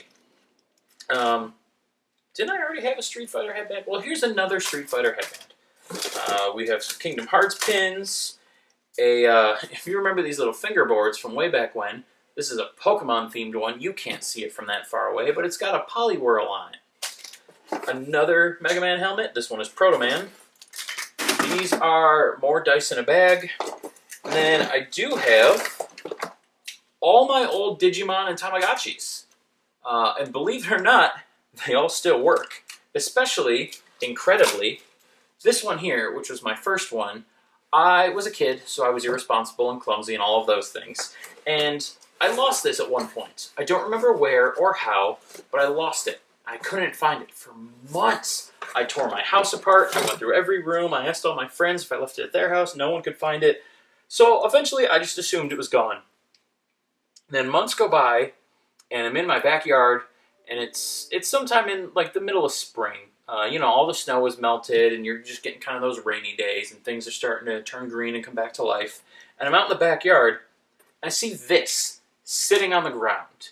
Turns out I had lost it last fall or maybe early winter, and it got lost under leaves and then snow, and it just sat out in the yard for months in the moisture and the elements and the weather and the cold, and that's where it stayed. And then I found it in the spring, and I opened up the battery compartment. I took the batteries out. I put it in a thing of rice, because believe it or not, that is a thing that works. I let it sit like that for a couple days. I put new batteries in it, and the damn thing started right up. It works perfectly still. So, these are indestructible, is what I was getting at. Let's keep going. Zelda wristbands, pixelated sunglasses. This guy from Portal 2, I don't remember their names. Shut up. You've seen how bad I've been with all the names of just words in general, so I don't know why it's surprising. A gun from Fallout, and a little stand to hold said gun. See? Pretty. I don't know why I showed you the side that didn't actually say Fallout, and it really doesn't matter because you can't see the detail on this from where you are on the camera anyway. See? It's this. It's as close as I can get without getting up, and my legs are asleep, so I'm not going to get up. We have a tiny Lich King. We have Secret Agent Ratchet here. We have an even tinier assassin from Assassin's Creed. I knew you would fall, you little bitch. I have this person from Overwatch. I don't know what the characters are called. If you saw my Overwatch video, you know that I'm crap at that game. I have some more pins. And another pin. This one's from GamerCat. And a second of that Portal guy for no reason at all. And then what looks like it was a plastic stand to one of those figures I put up there a second ago. It's this one. You go in there. Ah, see? Now she'll stand upright. Fancy. And the world's smallest screwdriver for no reason at all. Oh, and a Zelda belt buckle. That was also from GameStop. And yeah. Oh, and a dead bug. So that's that box. And now I've gone through a bunch more stuff. And that's like 5 more boxes out of the way. So, yay! Progress on unboxing. And let's keep going. Alright, we're doing this some more. This is the Rock Band drum set. It's from Rock Band 4. There's nothing special about it. Doesn't really matter. So, I'm not going to spend any more time on it. The hookup for the PSVR. And a PS3. I'm not actually sure if it works. In fact, I think the person that gave it to me said it did not. So, it's just here. It will probably be a part machine or a project. Guitar Hero. The Aerosmith version for the 360. And now let's get into the interesting stuff. Oh, this one is interesting. So many boxes. Okay, I was off frame. Here's a collector's edition for a Zelda game. Here's another collector's edition for a Zelda game. This box is empty because I took all the stuff out because I wanted to play with it. Let's see. We have Resident Evil 5, also a collector's edition. We have Guilty Gear, one of the many. I don't know how to pronounce the weird naming schemes that they give their games, but as you may have guessed, collector's edition. Okay, let's see. Well, we have a bunch of random Genesis games, all in box. Magic Girl there is one of the indie games made by Super Fighter Team. Well, I say indie. I believe it was actually produced by another studio first. I don't know if it was like an overseas thing or just a canceled project, but a lot of the work had already been done by someone else, and Super Fighter Team just kind of picked it up and finished off what was left. Here we have a League of Legends miniature, and also a Resident Evil one. We have, I don't know, whatever the hell this is. Oh, it's Blizzard, so it's the Hearthstone, or Runestone. Hearthstone, yeah. Oh, yeah, it says it right here. Yeah, it's a little coin, and on the back is a code that you scratch off, and if you scratch it off, you can use that code to redeem stuff in the game. I never played the game, so I never scratched off the little codey bit. So yeah, there's a free unlockable that's never been used and never will be. Haha.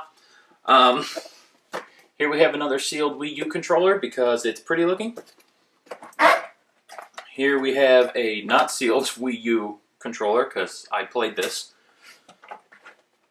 We have Deathsmiles, collector's edition, of course. The box for a Halo Lego set thing, which I have actually used and put together and played with. Arcade blocks. Oh, it's nesting dolls of Pokemon. That's fun. I feel like I've opened that. I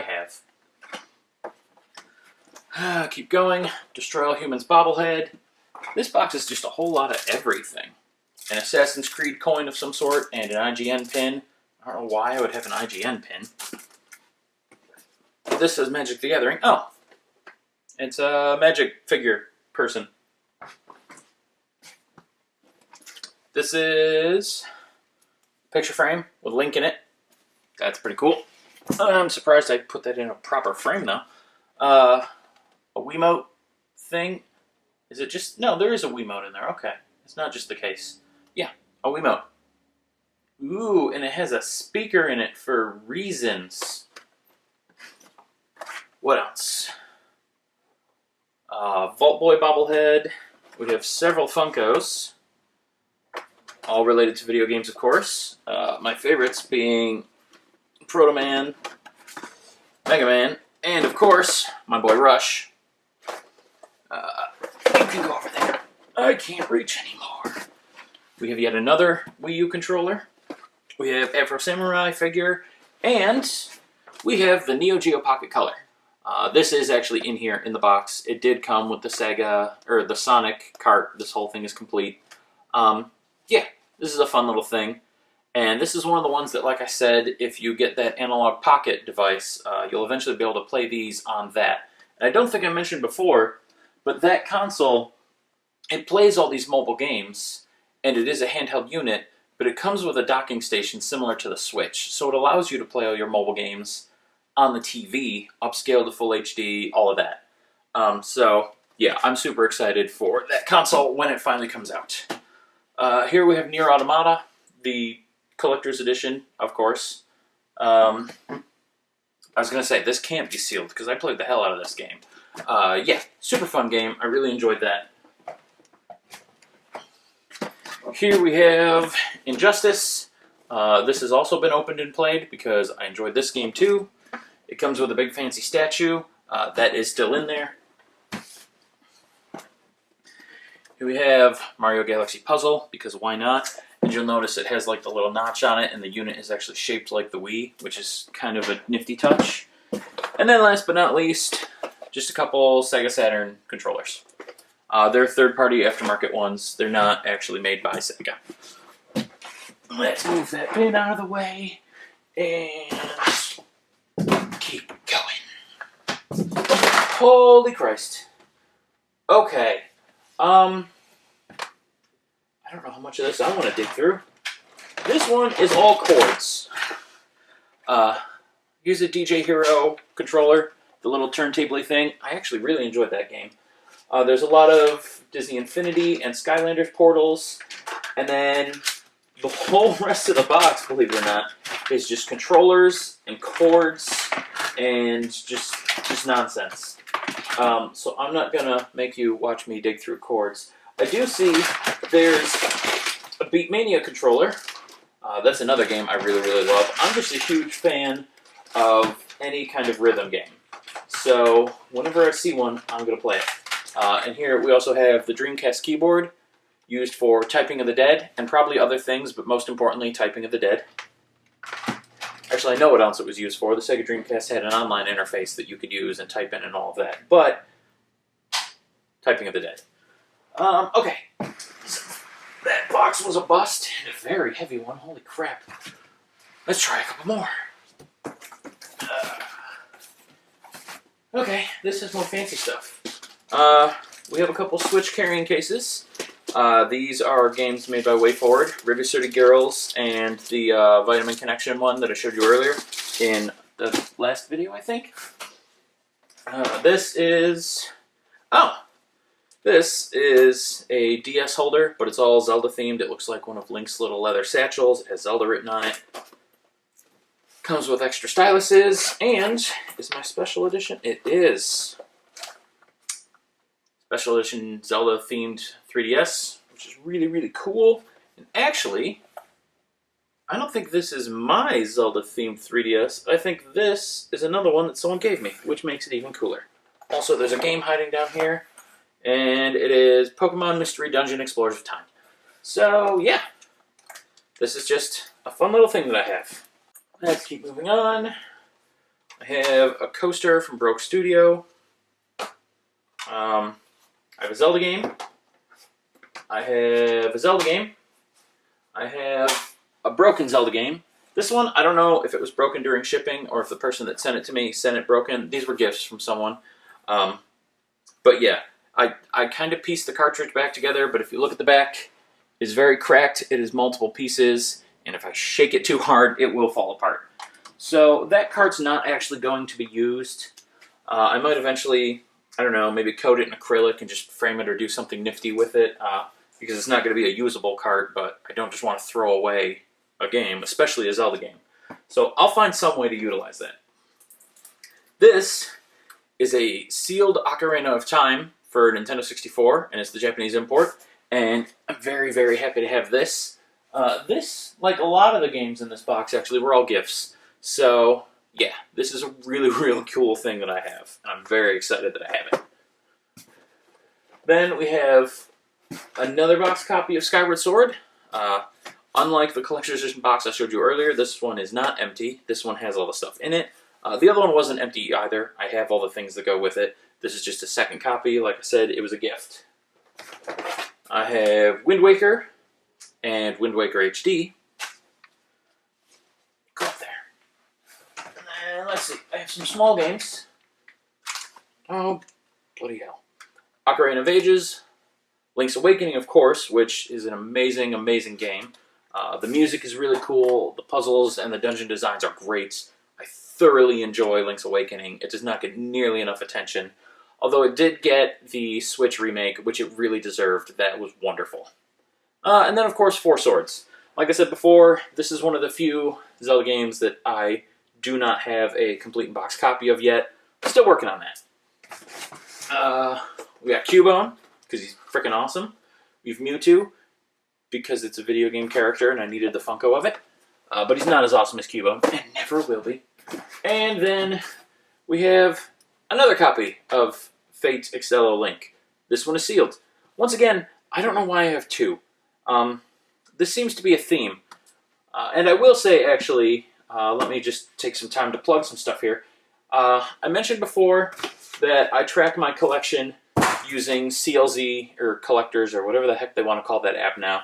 But basically, it's a way to track all your games. You can put it on your computer, you can put it on your phone, they all sync with each other, blah, blah, blah. But the cool thing about that is, if you're like me and you have just a lot of games, this app lets you track them all. So at any given moment, you can pull out your phone and see, oh, I already have this game. Don't buy another copy, stupid. Clearly, I don't use that as much as I should. So what I'm getting at is, if you don't want to waste money on things you already have, you should get that app. Again, I have no sponsorships. No one gives me money. I just plug things that I find to be useful. If any companies out there want to give me money to plug your stuff to my non-existent audience, then I totally will, as long as it's good. I would never plug something that's crap. Like, I'm sorry, I have a little bit of integrity. Give me all the money you want. I'm not plugging garbage. But, yeah, no sponsorships. I'm just plugging things that I enjoy right now. Okay. Another game by the Oliver Twins. Dream World Poggy, something. One of those. This. It's weird, because I don't know that this game made it onto the Evercade in the Oliver Twins collection. When I come across that cart in one of these boxes, I will confirm. But, yeah, this is one of their games. And this was one that they developed it back in '92 and it never got released. So they did a Kickstarter, like a lot of old companies are doing now, and it finally did get released. So, yay. Okay, we have random NES cart for no reason whatsoever. We have Utawa Rei Rumono. That's just a hell of a name. It was a semi-interesting anime, and then it got turned into a PS4 game, and now I have the game, and it's the special edition, and it looks like it comes with a anime pillowcase. That's still in there, and still sealed. I'm weird, but I'm not that weird. Okay, what else do we have? A postcard from, I want to say Axiom Verge, seeing as how it says Axiom right there in giant letters, but I really don't know. We have a Bayonetta amiibo, a Goomba amiibo. Oh, there are more amiibos in here than I thought. Daisy amiibo, Waluigi, Link on horseback, and it's not done yet. Rosalina, and some Fire Emblem characters that I honestly don't care about. Just all of the amiibos. We have yet another limited run games card. We have some 3DS games. This one is sealed. Oh, it has a clearance sticker on the back. That's why I found it on clearance. So there's another copy somewhere that I actually played, and that's just a spare sealed clearance copy that I found. Speaking of sealed games that I found on clearance, here's one. Another pin. We have some more random PS2 titles, and some of these are ones that I actually saw in the previous piles, like Tourist Trophy, which I think I might be up to 3 copies of now. We have Origami, which is not Origami. This is a game, and it's a special edition, and that's all I have to say about that. I mentioned before the Senran Kagura series and how it fills every genre with anime girls. This is the shooter I talked about, where you use squirt guns to shoot each other, and of course you're all in like bikinis and tight-fitting white t-shirts and just very scantily clad, because that's kind of the theme of this franchise. Okay. Oh, wow. I have a sealed copy of one of the Shin Megami Tensei games. That's kind of cool. And also a sealed copy of Madness Returns, which is good, because I have a not sealed copy of this that is in awful condition. So I'm glad to have a sealed one that's in good condition. The other one's still playable. The case is just, it looks like it got some really bad water damage. The paper is very, very warped. The instruction manual is actually missing. The little warning guide that comes behind the instruction manual is still there, but that's also severely water damaged. And there's actually a little bit of mold in that case. So the case might end up getting tossed anyway. But the disc still works fine, and it's playable, and I enjoy the game because it's Alice in Wonderland, and I just have a big love affair with the Alice in Wonderland story. Any adaptation of that story, whether it be a video game, a movie, a TV series, a graphic novel, whatever, I want it in my life. Okay. We have a bunch of Super Nintendo games, including Civilization, which is awesome. Also, Romance of the Three Kingdoms 2 and Young Merlin, which, I mean, that's cool, I guess. Civilization is the one that matters in that pile. Oh god, what is this? This is another thing that happens to me a lot. People give me games on disc-based systems, but they throw away the cases and just put the discs in these little CD holders, and god, I hate those people! Like, these cases, these don't take up a lot of space. Like, look how compact that is. That's not a lot of space. These are very easy to store. I have 3,400 games, and I can find room to store them when I really need to. For the last 5 years, they've been in storage. So it's not a problem of space if you really try. So people throwing away the cases just to put the discs in here, freaking stop! Because now all of these games are worthless. No one wants a disc-only copy of anything. It's just, these are garbage now. I mean, granted, these are all garbage games anyway. You know, there's Barbie Horse Adventures for the Wii, and also Shaun White Road Trip for the Wii. Oh, we have 90 great party games. So yeah, it's a bunch of generic crap that no one's going to play anyway. But I hate having disc-only copies of anything. These will all absolutely get sold when I reconcile what all of this is and where my duplicates are. These are first on the short list to go.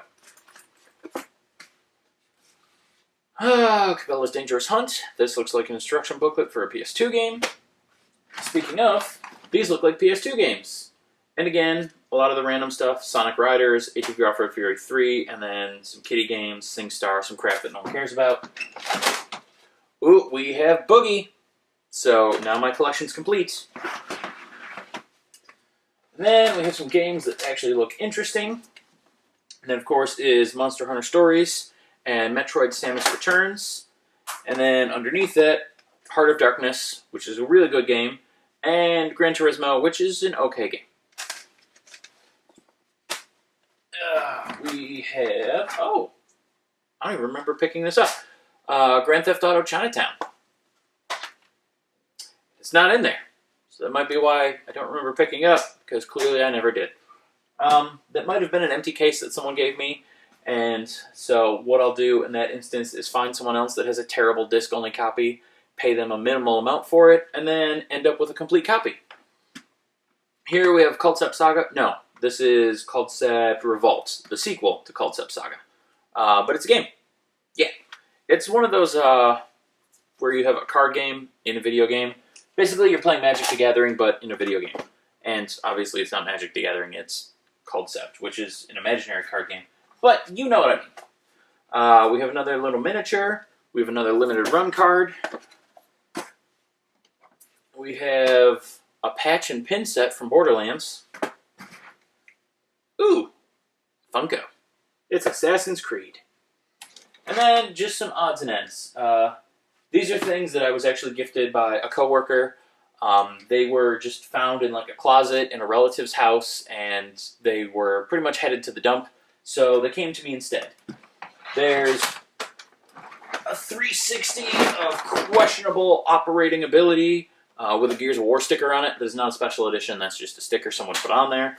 And by someone, I mean the previous owner. We have a slim PS2, which these things never seem to work for me. I don't know why, but every time I've gotten a slim PS2, it's never functioned. I always have to use the fat body ones. So I'm sure that's going to follow trend. One of these days, I'll find a functional one, and I'll get it modified so that I have a way to finally play all my import PS2 games. And then in the bottom here, we just have some controllers. A camo controller. We have headset that is absolutely not Turtle Beach. Wait, yeah, no, it's Ear Force. And then just some other random controllers.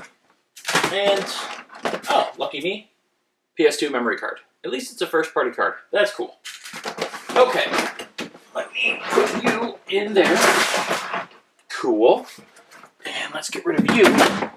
And let's do another box, because I'm here and it's fun. And actually, this is one of the shorter videos I've done so far. Oh no! I was going to say a swear word, but I guess it doesn't matter. I've sworn a bunch, but I didn't, so here we are. This is our drive for the Ouya, so I found it. So, now I just have to find the Ouya, and then I can actually play the games that I download for it, assuming they don't have an online component. This is the Evercade I've mentioned multiple times. For those of you that don't know, I don't know how you can't. I've done at least one video on it. I've talked about it a bunch, and I tweet to them all the time. So if you follow me on social media or watch my videos, you've heard of it. But basically, the Evercade, for the two people that don't know, is a system where they take a bunch of other old retro games from usually entire developers at a time. They combine them into a collection, and they put them on here. All these games are officially licensed by the developer. They actually work with the developers to get the ROMs to make any edits or updates or translations that they need, compile them into a collection, and then put them on here. And in some instances, the ROMs are actually reworked just for the Evercade. For example, there's an indie game called Quest Arrest for the Game Boy. It was one I backed on Kickstarter. It's a fun game. I don't think that was Kickstarter. I think I don't know. But it was a really cool game. It was well done. It was a great indie title. And when the Evercade did an Indie Heroes collection, which is just a collection of indie games, they included that one, but the developer actually worked with them to upgrade the game.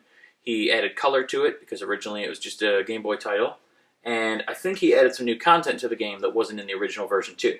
So in some instances, not only are the games all officially licensed, but some of them are actually upgraded. So that's really cool. And I say that to say that they also have a home console coming out actually about a month from now, and it will play all the same cartridges that the handheld does, and it's just really, really great. It's a cool way to play a lot of retro games that you probably haven't heard of. Because every time they do a collection, like with the Jellicoe collection that I mentioned, we're getting STNX, but we're also getting a lot of even lesser-known games. Likewise, they like to do lesser-known developers, like the Oliver Twins, where we got all the Dizzy games.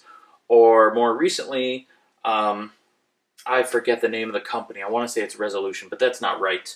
But they're the ones that did, I want to say, Alicia Dragoon for the Sega Genesis.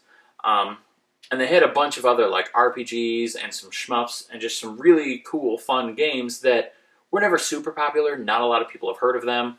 And now we're getting a collection of those games on the Evercade, so now you get a chance to play all these games that you may not have ever heard of or played before. So it's really taking a lot of classic retro games and making them way more accessible, and that's awesome.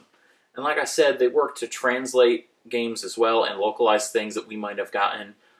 For example, one of the companies that they're working with to bring a game collection out for was actually, I believe, a Spanish company, and a lot of their games were only arcade titles. They never got home console ports, but they also never got American ports. So this will be the first time a lot of us get to play these games at all. So it's really cool what they're doing to kind of not only preserve these games, but just make them accessible and get them in front of people who never got the chance to play them the first time around. So I really love that company. I love what they're doing. So far I've bought every cart they put out, even though one or two of them weren't super interesting to me. Shut up. Just because I really want to support what they're doing. I really enjoy it, and I will plug it every chance I get. Also because I really want to convince them to do the Gauntlet and Desert Strike collections that I've begged them for. Okay, here we have a bunch more paper crap. Let's see what it is. Instruction booklets, guides, art books, Bionic Commando comic book, a Wanted Weapons of Fate comic book. If the game is anywhere near as bad as the movie, that will never get opened. What else? Oh, the first time I went to Too Many Games, honestly, it was probably my best experience there.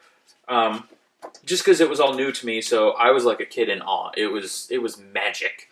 But also, I was super lucky. Like I mentioned before, I won that Dr. Franken auction, or giveaway, and disappointingly I had to sell the game. But I won, which was a great feeling. But also, at one point while walking around, someone had a bag of stuff that they had bought that they apparently lost, or just left in a room, or decided they didn't want anymore. I don't know what the case was, but it was just there, abandoned, with nobody around and nobody caring. I picked it up, and it had a couple games in it. I don't remember which ones, but it was free games, yay. And it also had these two little cartoony works of Zelda art. This one I'm not as much of a fan of, just because the style of the face looks weird. But this one's cool. It's Link on horseback shooting at targets. So, yeah, free stuff. I was a big fan. What else do we have? We have more crap, an art book, a prop from an earlier episode of this show. I call it a show. No one watches it. It doesn't really count as a show if it has no audience. But yeah, random paper crap. We have some more controllers. They can just live in there. We have one of the Rock Band Legacy wireless adapter things that I know are worth $1 billion now. And I'm sorry, everyone out there. I'm not going to sell mine, even though I don't use it. Just because it came in the Rock Band 4 box. It's part of the set, and I want to continue having the whole set. So it's just going to live with me forever. Here we have an empty box, and the reason we have an empty box is because this little guy is the guy that goes in that box. He has arm and legs. They just always fall off of him. They're in this box. I see them already. I said the word box way too many times. Here we have a couple special edition Vita games. They're only special because they came with the soundtrack in this expanded style box. Otherwise, it's just the games. But one great thing about the Vita, I know I mentioned earlier that if you have any game for the Vita at all, it's probably worth money. Well, the cool thing for that is when the Vita was out, and you could still buy for it because they were still making games for it, I was pre-ordering all of the games because it just had a ton of JRPGs that looked really interesting to me. So I pre-ordered like all of them. So now I have all these games, and they're all worth a fortune, and I get them all at MSRP because that's how pre-ordering works. So every once in a while, it really helps to know how the market's going to go. There are certain trends that you always know will happen. You know, most JRPGs will become expensive and valuable at some point. If you think back to any of them, even the lesser known ones like Alundra wasn't a huge, vast success, but it's worth a lot of money. Vandal Hearts, Lufia, Lunar, the entire Tales series, the Trials series, all these games, they're all JRPGs that, they all have a cult following, but they're not like massive AAA titles. When they get announced, it's not during a Nintendo Direct or E3. It's always just hey, we're doing a thing. But they all end up being worth a lot of money. So by pre-ordering these things, especially for consoles that are kind of niche, you're pretty much guaranteeing that you're going to make money later. That is, of course, assuming you sell. If you're like me and you just hoard them forever like a fat fucking dragon, then they're not worth anything because you haven't sold them. You've made no money at all. In fact, you've spent money. Right now, this whole collection is a money pit. I have just spent and spent. I have gained nothing. On the very few instances where I sell things, it's because they're duplicates, and I sell just those duplicates. And even then, at best, I recoup the cost of the lot that I got that duplicate in. Rarely am I just turning all kinds of excess profit. So, video games are only an investment if you use them as one. If you're a collector, don't try to collect for the value, because you're not going to want to actually sell or part with all your games, so you're just doing it wrong. We have a lot of odds and ends in here. Some rechargeable battery packs, Joy-Con covers, the Wii U Fitbit pedometer thing. I will say, to Nintendo's credit, they are one of the top manufacturers of medical equipment. For example, their pedometer, and this is part of why actually Pokemon Soul Silver and Heart Gold were so expensive, is that people that work and study the medical industry, they've actually said that the pedometer included with that game is one of the more accurate ones out on the market. Better than just commercially available pedometers made by medical companies. So, not only is it sought after by gamers because it's a Pokemon game, but as people that want that pedometer, it's just a really good thing to have. So, trying to find the special edition of either of those games where it comes in the fatter box and has the pedometer included is really difficult and very expensive. We have some battery covers, some pins, a VMU from the Dreamcast. What the hell is this? This is a LAN adapter for, I want to say, the Wii. We have whatever that is. It's a USB splitter. I don't know for what console. We have lots of spare cords, more little plastic bits, one of the feet for that guy I showed you earlier. I'm going to skip all the plastic stuff. Nobody cares. An instruction booklet for Dungeon Travelers 2. Also covered in lint and hair. That's gross. What do we have here? A mess. That's what I have here. So much stuff. Okay. We have some more paper garbage, a bunch of stuff that came from Loot Crate, some more art boxes, a signed AVGN picture because I was a backer of his movie. Of course, it has a giant crease in it because the mail person folded my envelope even though it said not to. Again, that's my luck. And here we have a crap ton of these. Well, not the Genesis controller, but all of these. These are all download cards for the 360. For pre-ordering games, you would get, whatever little exclusive in-game bonus. And I can show you, because I've already redeemed the code. It doesn't matter. It's not going to do you any good. But, yeah, these were all redeemed. They're not all necessarily games I pre-ordered. For example, I would never pre-order Red Faction. I don't care about shooters. But someone pre-ordered it, and my store never gave them their pre-order code. So I got the code, I downloaded the DLC, and now if I ever did decide to play that game, which I won't, I'll already have the DLC available to me. But again, that won't matter, I won't play it. We have an art book for Luminous... Right? Is it just called Luminous, or is it Luminous Arc? I want to say it's Luminous Arc. That's an art book for it. And then some other crap. Okay, what else? I don't care about cords. What are these things? I know there's a big pile of games right next to me, but I'm trying to start with the small stuff first.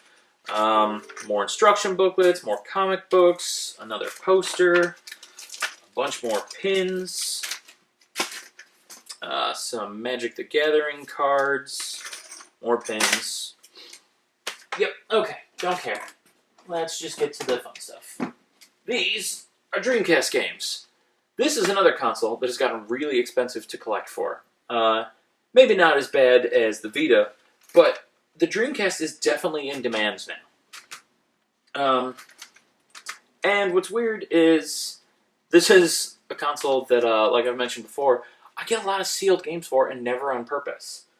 For example, I have Phantasy Star Online, and I wanted to get the second version, so I ordered it online, and it came in sealed, because of course it did. And then the game Incoming, which I don't know if it's in this pile or not, but that was another one that I really just wanted to have the game. I remember playing it as a kid. I enjoyed that game, so I wanted to get a copy. And of course, the one that came in for $7 I paid, it came in sealed. So I had to buy a second copy. Quake 3 Arena is another great example. A game I used to love. In fact, this is one of the only shooters I ever played competitive online and did really well. I was actually, for a while, it wasn't the Dreamcast version. I played it on PC because I wanted to use the mods.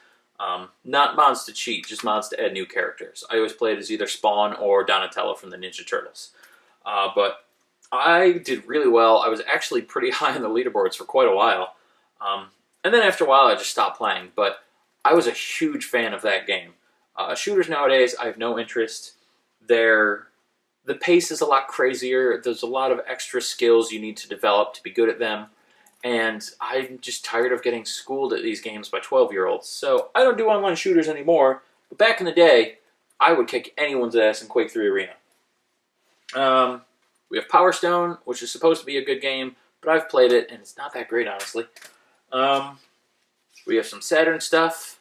Virtual Fighter 2 sucks. Christmas Nights into Dreams does not. This is the sampler for the game, which is really cool, but I do wish I had the full, the proper long box version of it. However, it's really expensive. We have some CDI demo discs, The Joy of Sex and The Seventh Guest. The demo discs for the CDI aren't as rare as they are for other systems. These are not one-of-a-kind things. Like all my test cards for the NES, they're one-of-a-kind. There's no more of those. If my copies ever get destroyed, then no one just has them ever. That's how that works. These are everywhere. Tons of people have demo discs for any given game on the CDI. I'm pretty sure these were like media demos that they sent out for like conventions or for magazines wanting to, talk about a game or anything like that. These are readily available. They're everywhere. I do actually have a friend who collects for CDI that has the demo discs for the Zelda games, and they refuse to sell them to me because they suck. But I have tried. We have Hotel Mario for the CDI, like I mentioned before. I found that one with the console, which is why it doesn't have the case, because I didn't find it with the case. We have some random Saturn games, and also some 3DO games, including Dragon's Lair, Gex, and Myst, which are probably 3 of the bigger titles for the console. So, a good assortment to have.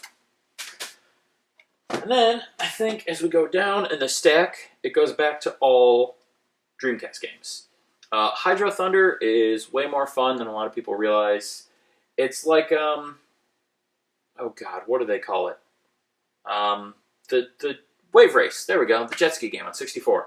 It's like that, or like Bloodwake, but without the guns. It's just a fun game. Of course, Typing the Dead that I mentioned, Space Channel 5 that I mentioned earlier on, and I did manage to get a copy of Egg. It's actually Elemental Gimmick Gear, but it's Egg. They write it right on there. See? Egg. Yeah, the downside is, this is the Japanese version. So I'm not sure if I can play it yet. Even if the console isn't region locked, which I think the Saturn is, I don't know if it has an English language setting, so I may not actually get to play that. That might just be something to look cool on the shelf and be a placeholder until I find an English copy. Moving on, we have Miitopia. For reasons, I guess.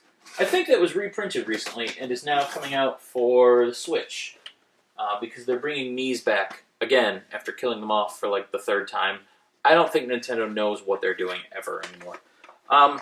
These are proper Saturn games in the long boxes. Warcraft 2, which is awesome. Choshinden. I don't know. It's Battle Arena and then a word that I can never pronounce properly. It's a fighting game. It's kind of generic, but it's not the worst fighting game I've played. It's one that if you end up with it in your collection, you won't be disappointed, but don't go out of your way for it. And then once again, Myst, which just, if you don't know, a very early 3D puzzle adventure type game. Definitely really fun, really interesting. I don't know if it would ever work now because people just don't have the patience, I feel like, that they used to.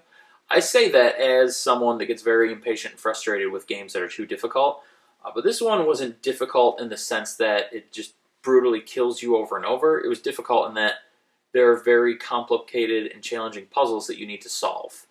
So it's more mentally difficult, and that makes it fun. Whereas just getting brutalized by enemies because you didn't have pixel-perfect timing, that sucks balls. That's not fun. That's obnoxious. Yeah. And like I said, that's pretty much all for this box. There's some other little paper things and plastic bits and wires in here, but for the most part, that's all the stuff. So I am once again going to rearrange and clean up a little bit so I can navigate through the room, and then I'll come back and we'll do more boxes. This is not a box that I'm hitting. This is my Laseractive. It's very, very expensive. But we'll talk about that in the next clip. And we're here with more boxes. First, like I mentioned, heavy mother effer. The Laseractive. This bad boy, obviously, plays Laserdiscs. Also, this one has the Sega Genesis plug-in, which allows you to play Sega Genesis games and use Sega Genesis controllers with this unit, in addition to the Laserdisc games that it already plays.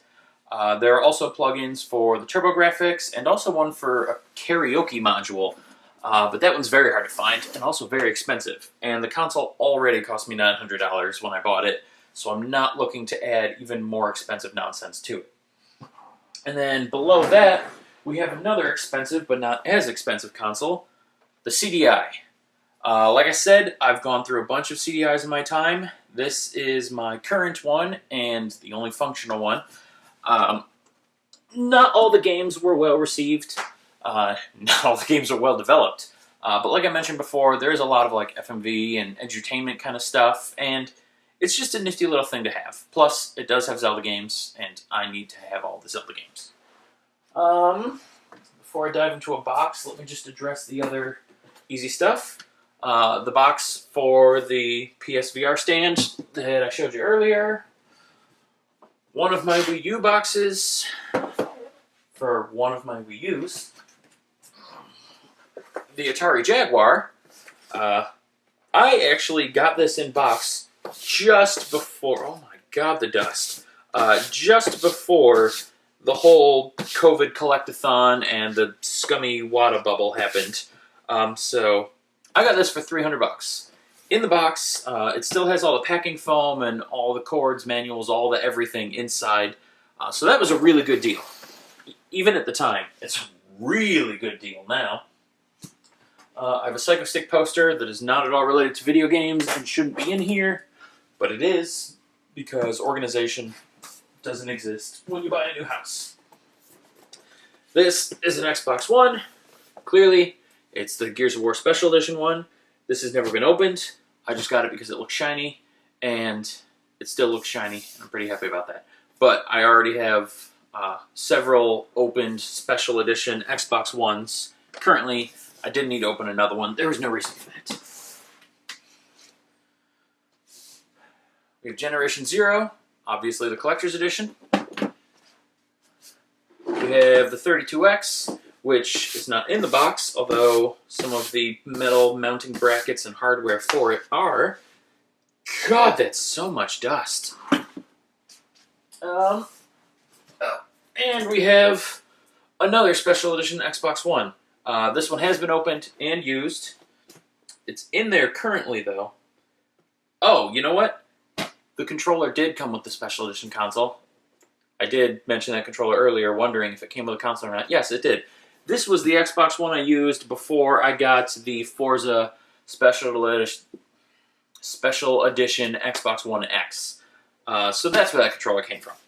Okay, now let's tackle some boxes. I'll start with a small one because it's small.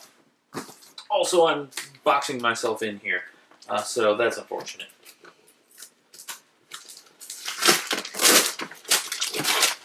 Okay. We have a spider. Cool. We have another Star Wars game. Once again, those are the limited run games versions that they reprinted. We have some random controllers. A bunch of Wiimotes. A whole bunch of Wiimotes. Just stay over there. And then what looks like just a pile of random games. Dawn of Mana, Future Tactics, Super Bust a Move, Kaya Dark Lineage, Brave. This one, not the Disney movie. And The Darkness 2. Oh, and Dawn of Mana is sealed. I think, like I mentioned before, this is one of those ones I got from Squaresoft's site, where you can order their games still brand new and sealed. Then we have an NES game in the box, Raid on Bungling Bay. This one I'm actually pretty excited to have because this was the first game that... Oh my god, now I've forgotten his name!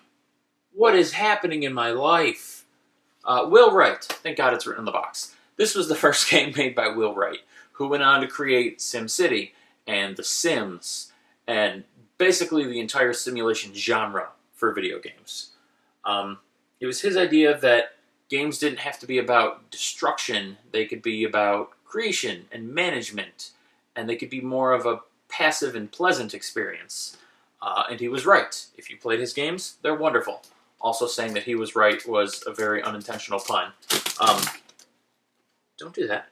Also, I mentioned earlier the Jim Power games that Pico Interactive brought back to life. This is another one of those. Clearly the Super Nintendo version. And then we have... Oh, here we go. Jerry Rice and Nidus's Dog Football.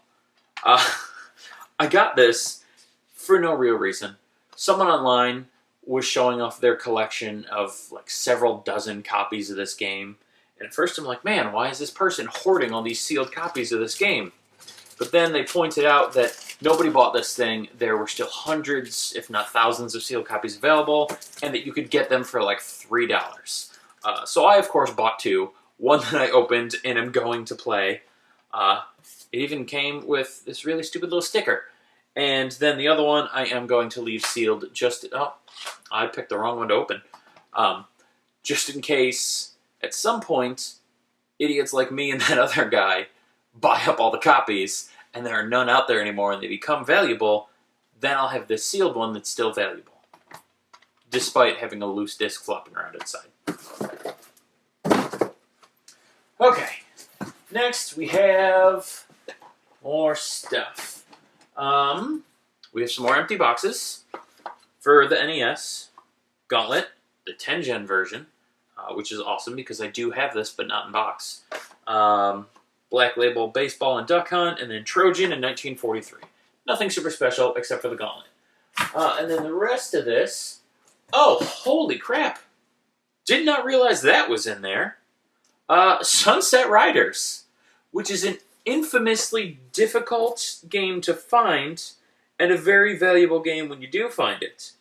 But granted, this does have, it has some marker on the label and on the manual, and the case isn't in the greatest of all shapes that I've ever seen, but still a very hard to find game, a very expensive game, and unbeknownst to me, I have a copy. Didn't even realize I had that.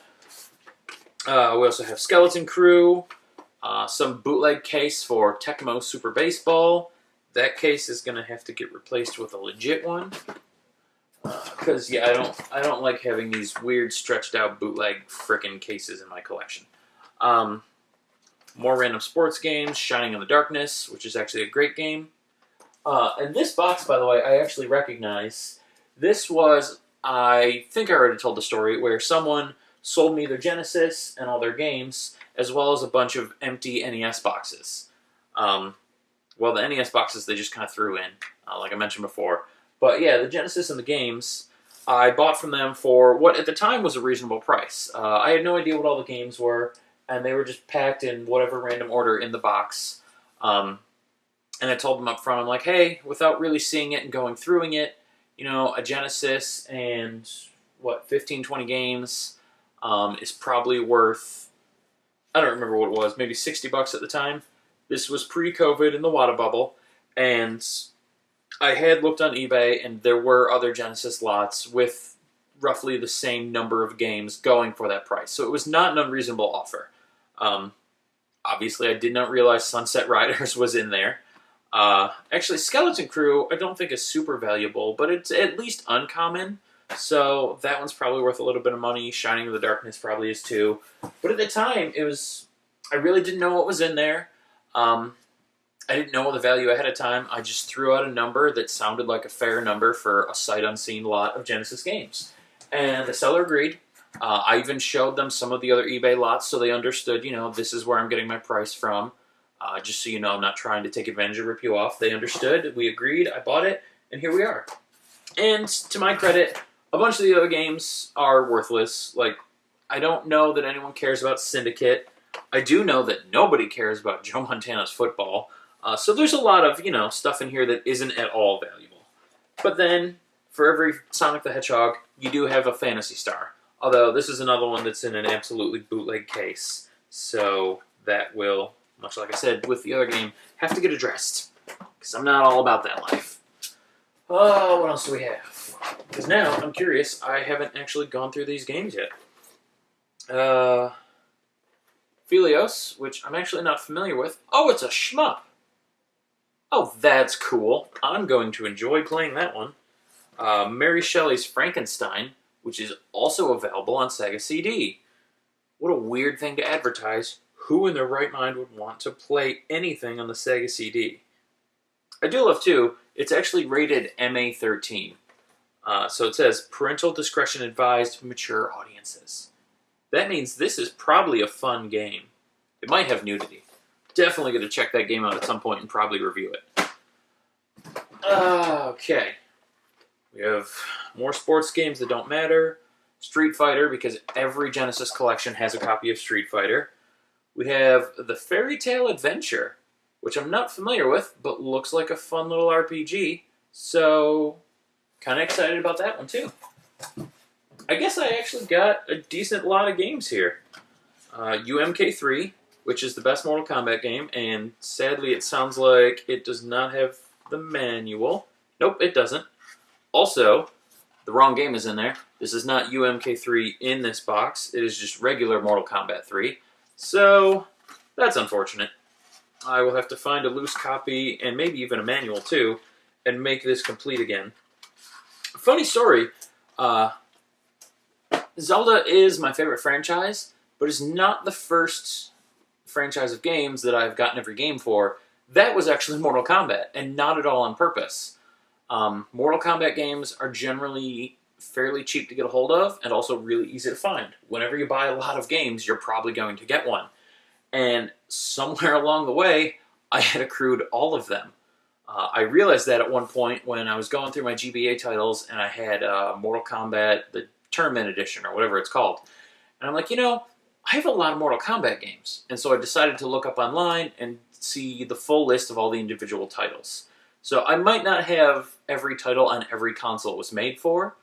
For example, Mortal Kombat 3 is not only on Super Nintendo and Genesis, it's also on like the R-Zone. And I do actually have it for that. But a lot of these games are printed on a large number of platforms. So I don't have every platform release of every game, but I do have at least one instance of every game for Mortal Kombat. Even anthologies, even the Tournament Edition one, like I said, I have all of them. So yeah, that was the first franchise I got every game for. Moving on. Ooh, awesome. Samurai Showdown. Again, much like with shooters, I say again, but I don't think I brought this up before.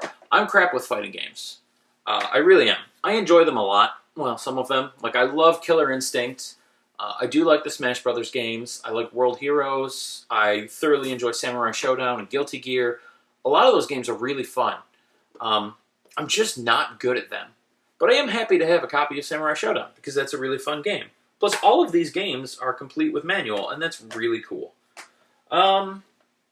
We have Warrior of Rome, and Sagaya, which is a side-scrolling shooter, bullet hell kind of thing.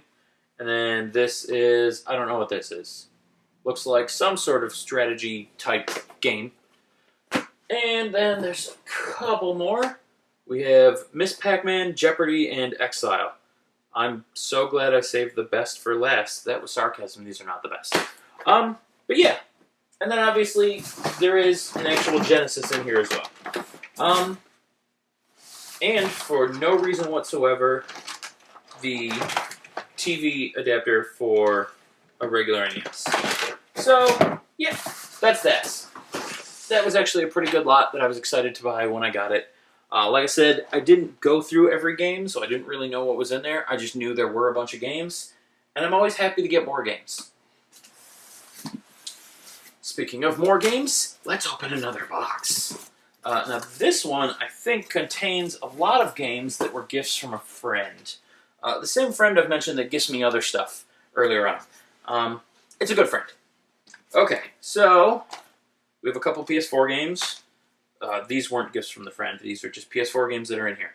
Aegis Defenders, which is still sealed because I ended up with 2 copies of this. I don't know how. I only ever ordered 1 copy. It came from Limited Run Games. But somehow along the way, I ended up getting sent a second copy. So I have 2.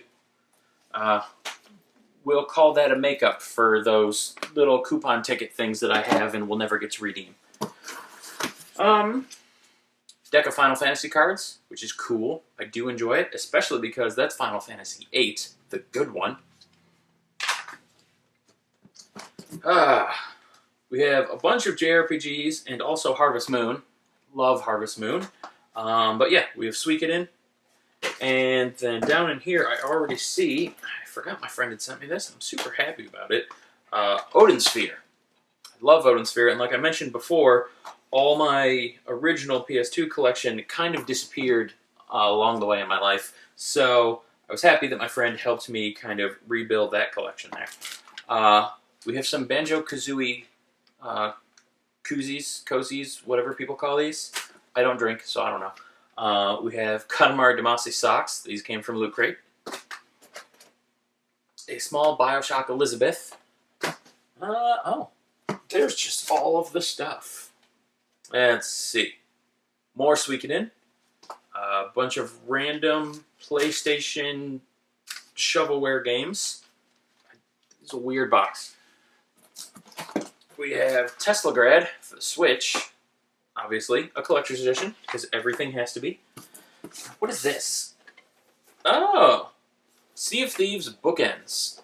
Now that I bought my big fancy house, I actually have a library. Those might get used and not just sit on the shelf here in the game room.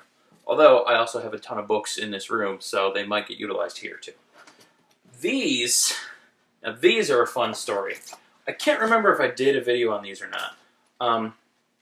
These are all Black Label games from very early in the NES library, and also Spy Hunter. All of these were found in the condition that they're in, which is very good condition, minus Hogan's Alley, that has a little bit of a mouse chewage on the bottom. But all the rest of them are in nearly mint condition. The boxes are great. The games, manuals, everything's complete inside the boxes. But the reason these are special is because I found these in an abandoned building. Not just abandoned, an abandoned, partially collapsed building. The roof and a good chunk of the building was missing, and so was a portion of the wall. So weather was getting in. There was a lot of like books and board games and old D&D manuals and all of the Star Trek pen and paper RPG books and manuals. They were all on a bookshelf near the missing portion of the roof and wall, and they had all turned into just paper mush.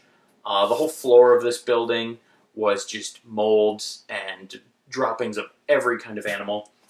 And I was exploring this building, as you're wont to do when you see an abandoned building, and I found that there was an old entertainment center, and it was kind of covered in mold, but as I got closer, I could kind of see through the glass enough to see a couple NES boxes. So immediately I'm like, okay, that needs to be opened. So I did manage to pry it open with a lot of effort, and inside I found all of these games. Now, some of them had a little bit of surface mold, but I checked the inside of the box. The mold had not completely set into the cardboard. It had not eaten through to the other side. It didn't create any holes or extra pores anywhere on the cardboard. So I brought them all home. I took a lot of time and carefully cleaned each box, and then I immediately put them all in box protectors. And since then, none of the mold has come back. They are all in excellent condition. And yeah, I have them now. So I just wanted to throw that story out there because I thought that was really cool. I do not condone going in buildings where you don't belong. And I guess technically that might be considered theft. Although at that point, it's kind of abandoned property. So I don't know. It's probably a legal gray area. I probably shouldn't even be saying that I did it. Luckily, no one will ever watch these videos. But yeah, those are cool things that I came across. No, I will not say where the building is or any other details about it because I'm not a stupid person. I'm not going to incriminate myself. So I'll just move on and stop talking about weird crimes that I've committed. We have a Red Dragon Die Keeper, which I think is just a cool little D&D decorational thing to sit next to your dice. And then we have a bunch more PS2 games. And again, these are all RPGs that I got from a friend. We have Growlancer, a couple of the Dot Hack games, one of the earlier Tales games, and one of the Atelier games. So excited to have these. It really is a good friend. I don't want to tell the whole story because I don't want to get anyone's personal details, but it's a friend I actually met online under just completely innocuous circumstances. They were looking for advice on how to sell a game collection, and I had recently decided, for whatever reason, I was on Reddit a lot at the time, even more than I am now, and I decided that, you know what, a lot of times I'll troll people, or I'll make sarcastic comments, or just stupid meme-type responses, but there was a game collecting subreddit, one of many that are out there, and I thought, you know, on this subreddit, I'm just going to be a normal, friendly person. All the comments I make are going to be positive. I'm only going to be helpful or congratulatory. You know, I'm going to compliment people. Like, I want to have a positive impact on this one subreddit. So that's what I was doing. So when this person reached out for help, I'm like, you know what? I have a lot of experience in buying and selling games, as I think you've all noticed by now. So let me help this person out. Let me give them some tips. Let me see if I can maybe help them sell some of their stuff or give them tips on how to group things so that they sell better or sell faster. So I just randomly DM'd this person. I'm like, hey, if you really want advice for this, you know, I saw some of your pictures. I think some of these games you could easily sell. If you want to send me more pictures of everything else, then I'll go through and I'll see if I can come up with ideas of, you know, how you can group some lots or this or that. I have a lot of games. I know a bunch about games, so I can help you here. And we got to talking, and we became really good friends. And the person ended up sending me a bunch of the games, and they did sell the rest. But yeah, it was pretty cool. And actually, it's a friend I've had for years now. We're really close. We talk all the time. And I've actually met them in person. So yeah, it's really cool. So moral of the story, be nice online, and you might make real friends. Which are even more important than the couple laughs you may have gotten for the meme you referenced. And then we just have some random games on the bottom here. They're all shovelware and sports games. None of them are important in the slightest. And this one, the case is actually a little wonky. And that's going to drive me nuts. So, excuse me while I have a brief OCD moment here. Of course it's taped. And of course the tape ruined the label. I mean, it's Barbie, so you didn't ruin anything. But okay, I'm talking to myself. We're going to move on. I say that I'm talking to myself, like that's not what all of these videos are. Me talking to myself by way of camera. Oh, big bin here. Okay. Oh, that's heavy. How are there more Skylanders? Holy Christ. Okay. So, we have Touhou Genso Rondo, Bullet Ballet, which is just what it sounds like, a bullet hell. And unfortunately, this box got all kinds of crushed, so that sucks. There's no way that could have happened in the position it was in, so I'm guessing that was just another instance of the mail screwing me, and I just forgot about it. That was unnecessary. Samurai Warriors 4, I got the special anime pack, so in addition to the game, which is not in here because it's in with my games, there's also the Blu-ray of the anime, which I'm sure at one point I'll actually watch, because I've been getting into anime since a lot of my friends insisted that I should. And then here we have, in addition to Skylanders, I also have a whole buttload of Disney Infinity characters. These are not the characters, these are the little like discs that give you power-ups and items and levels and that kind of crap. But the figures are in here too. And we have a bunch more amiibos. I have more amiibos than I realized, and almost all of them, it seems, are still in the box, which, to my credit, is pretty cool. And like I said before, it would be different if the amiibos were, you know, usable in some way. If they were like Skylanders, where you could actually put them in a game and then use those characters in that game, if they served some sort of practical purpose, I would have opened them all. For example, all my Skylanders are open. They're loose. The only ones that I kept in boxes were like special edition ones. Why did I just throw that at myself? But the amiibos, they don't serve a purpose. There's no reason for me to open this. I don't benefit from anything by having this outside of the box. So, I keep them all sealed. And instead of being open for no reason, they all get to look cool on my shelf. And I know some of the amiibos are harder to find and valuable. I don't know which ones those are, so I'm not really like talking about each of these because I don't know if the ones I have are the valuable ones or the common ones. I know a lot about games, but no one can know everything. And that's a piñata. I just wanted to point out that that's a piñata because it looks kind of silly. Okay. Let me try and get all these figures out of the way within this box because there's other stuff in here. I have a giant Nintendo rubber band. I can't imagine what purpose this ever would have served or why they felt it needed to be branded. But here we are. It's a large rubber band, and it does in fact have the Nintendo logo right there. So that's weird. Okay. In here, below the amiibos, we have PlayStation games. Lots and lots of PlayStation games. I mentioned earlier Alundra. That is one of the games I have, as well as Final Fantasy 7 and 8, both Black Label, luckily. I always try to, for disc-based game, well, any game really, to get the original, I'll say Black Label, but for some systems it's not black. But I try to get the original label version and not the Greatest Hit or the Platinum Hit or whatever they call their reprint version. Not only are they more valuable, but it just looks better on the shelf when all the games are uniform and they have the same color spines. As you can see, that is not always the case. For example, Mortal Kombat 4 and, for whatever reason, the 2 copies of Jet Moto 2 that I have, these are all greatest hits. But like I said, if you look at the spines, all these other games are black. These greatest hits ones have that big green rectangle at the top. So they just stand out on the shelf and it looks a little weird. And I prefer to not have that. So I will always go with black labels when I can get them. I have a copy of NASCAR 98 that's just the disc, no manual, no case. I don't know why that's even in the collection. That's going to go right along with those games that were in that little binder as far as things that I get rid of as soon as I sort this out. Because there's no reason to have a disc-only game. I want the full thing. Now, an exception to that rule would be this right here, Vandal Hearts 2.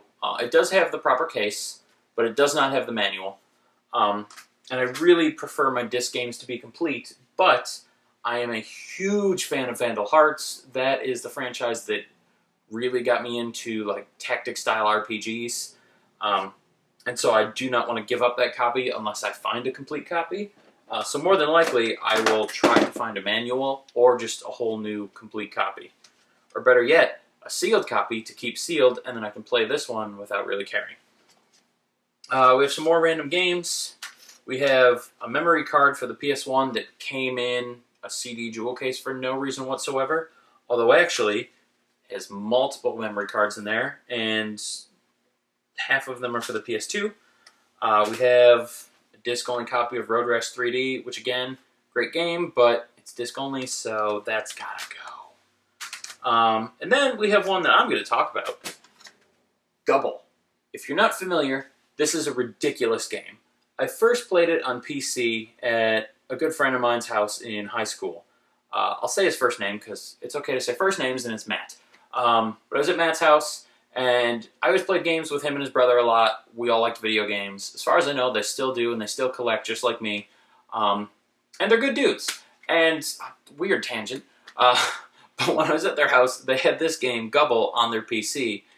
And it's so odd. You're a small alien riding along on a giant tool of some sort, whether it be a hammer or a screwdriver or a power drill or whatever. And you go around a isometric 3D level and you unhammer a nail or you unscrew a screw or you do whatever, and basically you're trying to remove the hardware from the floor of this level without getting hit by the various monsters that are moving around the level. It's really weird, but it's really fun. Like, it is oddly fun. It sounds simplistic and strange, but it's very addicting and fun once you get going. The levels, of course, get harder, where sometimes you'll have to abandon your weapon for a moment, well, your tool for a moment, to get away from an enemy. Other times you'll actually have to switch tools halfway through a level so that you can go to another tool and then go back and get the rest of the hardware that the first tool couldn't address. It gets really complicated and interesting and fun as you go on in the game, and it's definitely one I would recommend. Plus, no one in the world is looking for Gubble. Aside from my two friends and I don't know that anyone else ever even played it, so you can probably track down a copy for dirt cheap because nobody cares. And I'll move on to the next stack of games. A whole bunch of random stuff. We have Gauntlet Legends, which I've already told you how much I love Gauntlet. We do have a bunch of DDR games, including the Disney Mix, which is so great, and a surprisingly sealed copy of Konamix, which I think I got because it has one of the Castlevania songs on it. I know that's the reason I imported one of the specific versions of Beatmania, but I'm pretty sure that's why I have Konamixes too, because I'm trying to get a complete collection of every Castlevania game. That's actually been harder than the Zelda games, because Castlevania, some of those are really expensive, like even more so than the CDI Zeldas. And also, Castlevania has like weird entries and spin-off things. For example, Konami Crazy Kart Racers, or whatever it's called. You can get both Simon and Dracula as racers in the game. Likewise, like I said, there's a version of Beatmania that was only released in Japan that does have a remix of Bloody Tears on it. Then, of course, you have Kid Dracula. You have some of the region-specific Castlevanias that have been released. There's a lot of other games to get if you really want the full set of everything Castlevania. And if I'm going to do it, I'm not going to half-ass it. I'm going to get the whole deal. So, yeah. This is one CD-only game that I'm okay with having a CD-only copy for now. And that's Guardians Crusade, just because I really, really love this game. It was one of the first RPGs I played on the original PlayStation. A buddy of mine had it, and he brought his PlayStation over one time, and I ended up borrowing it from him because I became addicted with that game and needed to play the rest of it. It's a really great game. You play as like this pink Yoshi kind of thing, and he helps you fight enemies, and if you feed him some of your health items or even some of your gear or the random materials you pick up from enemies, then it'll have different effects on him, and he'll be able to do different moves or special attacks. It's weird, but it's very fun, and it's very unique, and I really enjoyed that game. And until I can find a complete copy, I'm definitely hanging on to my disc-only copy because I want to be able to play that at a moment's notice because I really do love that game, and I fully intend to go through and play it again. Here's the one I mentioned earlier on, Darkstone. Like I said, it's like Diablo, but this has a level editor. I don't think the PlayStation version does, but if you get it on the PC, it does. So you can actually make your own dungeons, and I believe it even comes with the ability to create your own NPCs and your own like quest start and stop points. It's like Diablo, but you get to make your own game. So it's better. Also, let's be honest. Diablo is made from Blizzard, and Blizzard sucks all the balls. So anything made by not Blizzard is better than the version made by Blizzard. I mean, if you've watched the news at all recently, you know how awful they are. But really, ever since Activision bought them, they've been awful anyway. We have more random PlayStation games. Nothing really worth talking about. Except for, I do have 2 long box games.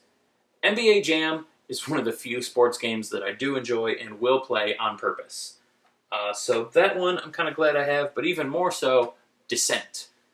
This is, I know I say this about a lot of games, but this is a game I really loved in my childhood, so I'm just really happy to have a copy of it. A couple buddies of mine from middle school who, like, I was in Boy Scouts with, and I knew for a long time, yeah, I was a Boy Scout at one point. One of those buddies, he had a laptop, and this was at a time when nobody had laptops. Certainly not, like, a kid my age. Like, laptops were an expensive luxury item then. And he brought it over one time, and it had Descent on it. He also had, I think, Rise of the Triad. But when he brought those over, I was amazed. I had never seen a computer that was small and portable, and you could, bring it other places. So when he brought that over and we played Descent, my mind was blown. That was awesome. So I thoroughly love that game. So finding that copy on PlayStation in the long box was really, really cool. Let's see, what else do we have? Twisted Metal, a bunch of Spyros, Soviet Strike. I have 2 copies of this too, but one's the black label, so that's the one that matters. Like I mentioned before, the Strike series is just amazeballs. It's Desert Strike, and then I think Jungle Strike, then Urban, then Soviet, and then Nuclear. They're all very, very good. Everyone should play them. If you haven't played them, you're doing your life wrong. Go and play them. And then we have Swagman, which is just odd. That's all. It's just odd. I don't know. I don't really know how to describe it. I actually haven't played it in a while, so I may even be misremembering some of it. But from what I remember, it's a really weird game. So I'm just going to throw that out there. And I didn't mean for these videos to really be reviews anyway. But my intent wasn't to come through and give you a 100-hour-long review of every game I own. This was more just a breakdown of my collection and all the cool stuff that I have. So I'll try not to dwell on anything too long. I say as we're already 8 hours in and I've rambled about a number of things. And the last few games in here, Cardinal Sin, Bomberman Party Edition, one of the Castlevanias, which I would like to replace with a Black Label version because, as you can see, this is the greatest hits. And then, the first Beatmania, because we didn't get the original one here. We didn't get it until PS2. The PS1 version is Japan only. And like I said before, I love rhythm games, so I had to import that because I wanted to have the first one. I'll never have all the Beatmanias, there are too many, but I at least have the first one now, and that's what matters. And yeah, that's all of the boxes. I mean, there's more on the other side here, but I'll come at those from the other side. I should probably put this stuff away first, because what you can't see is that I have actually walled myself into the room now with just a giant pile of games in front of me. So I'm going to sort that out, and then we'll move on to these boxes over here.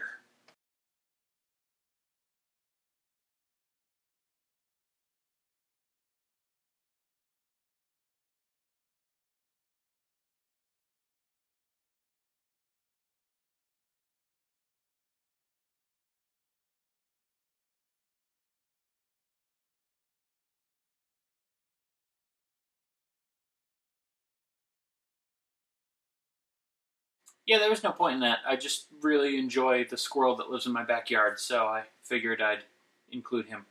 Okay, moving on. Actually, before we get into a box, let me once again just address the loose stuff on top. There's a Konami scarf, for reasons.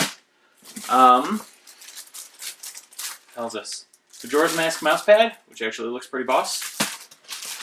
Bionic Commando patch, some Tetris stickers, art cells for various games, and a poster and some more 360 codes that I already redeemed. So yeah, I want to look at these art styles. Oh, that Castlevania one's cool. Too bad Castlevania Judgment sucks! Okay. And then, moving on from those things, we have a Magnavox Odyssey 2. This is another one where I was just lucky. Someone listed online that they had one of these. Ew. I was on Craigslist, and I said, hey, cool, I don't have a Magnavox Odyssey 2. I'll go pick that up. And then I got there, and they didn't have pictures, so all I knew was I was getting Magnavox Odyssey 2. I got there, and it's the console in the box, which is in relatively good condition. All the inserts, the foam, everything's inside. And there was also a stack of about 10 games, also complete in box with the manuals, inserts, and everything. And this was not expensive at all. I'm not even going to guess at how much it cost me. A lot of times I can remember the more memorable sales, which is why I've been able to throw numbers at you for so many. But for this one, I genuinely don't remember. I can't imagine it was more than 50, but honestly, it could have only been 20. I really don't know. But I do remember that it was very cheap, a really good deal, and I was really excited to get it.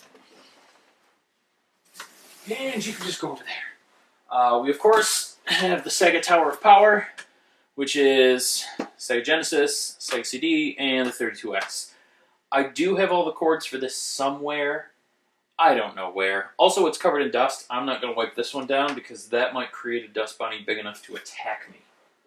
I have an Atari Lynx in the box. Yeah, this one is in the box. I think there's another box for an Atari Lynx somewhere that doesn't have the actual Lynx in it. I have multiple Lynxes is what I'm getting at. Here is the box for PlayStation VR, which is exactly that. Virtual reality for the PlayStation. You should know what the PSVR is by now.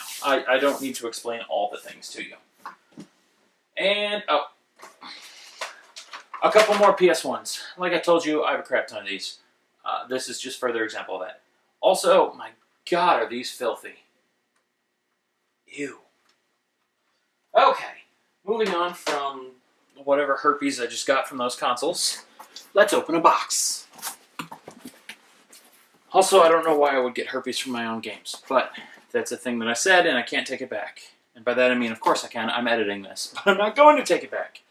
Art book for Hover, little poster printout thing for Mortal Kombat 11. It's not a printout, I didn't print it, it's just, I don't know, that's all it is, it's just a little poster. Okay. This is a game for the Odyssey 2. It's the Quest for the Rings, which has all kinds of extra spiffy stuff in here. There's the cartridge, of course, but basically this game, from what I can tell, is like a board game that also requires the video game portion, because there's like tokens and stuff, and then underneath that little compartment, which I've opened and can never close again, it's like Pandora's box. Underneath that, there's actually this big booklet and I think a game board of some sort. Yeah, there's all kinds of stuff in here. And yeah, it's a whole thing. I've never actually played it since getting it, because I acquired this after the game room was already packed away and living in storage. So I don't know what the game is like. I just know that there's lots of stuff involved. Also, I should point out, the inside of this box is really cool looking. It has the cover art, but with no words or anything. It's just this dragon attacking people, and that's awesome. So, part of the reason I bought it is just because of how cool that looks. Not gonna lie. If something has a dragon on it, there's a good chance I'll buy it. Okay, let me reassemble that real quick, and yes. Also, I think this box used to be square at some point. It is no longer square because age will do that. I'm no longer square either. Not true. I'm still square. I'm just very round as well. A game case that does not have a game in it. I don't know why. There's an excess of games that need to be in cases. That appears to be the Super Famicom shaped one. Another one of the Jim Power games.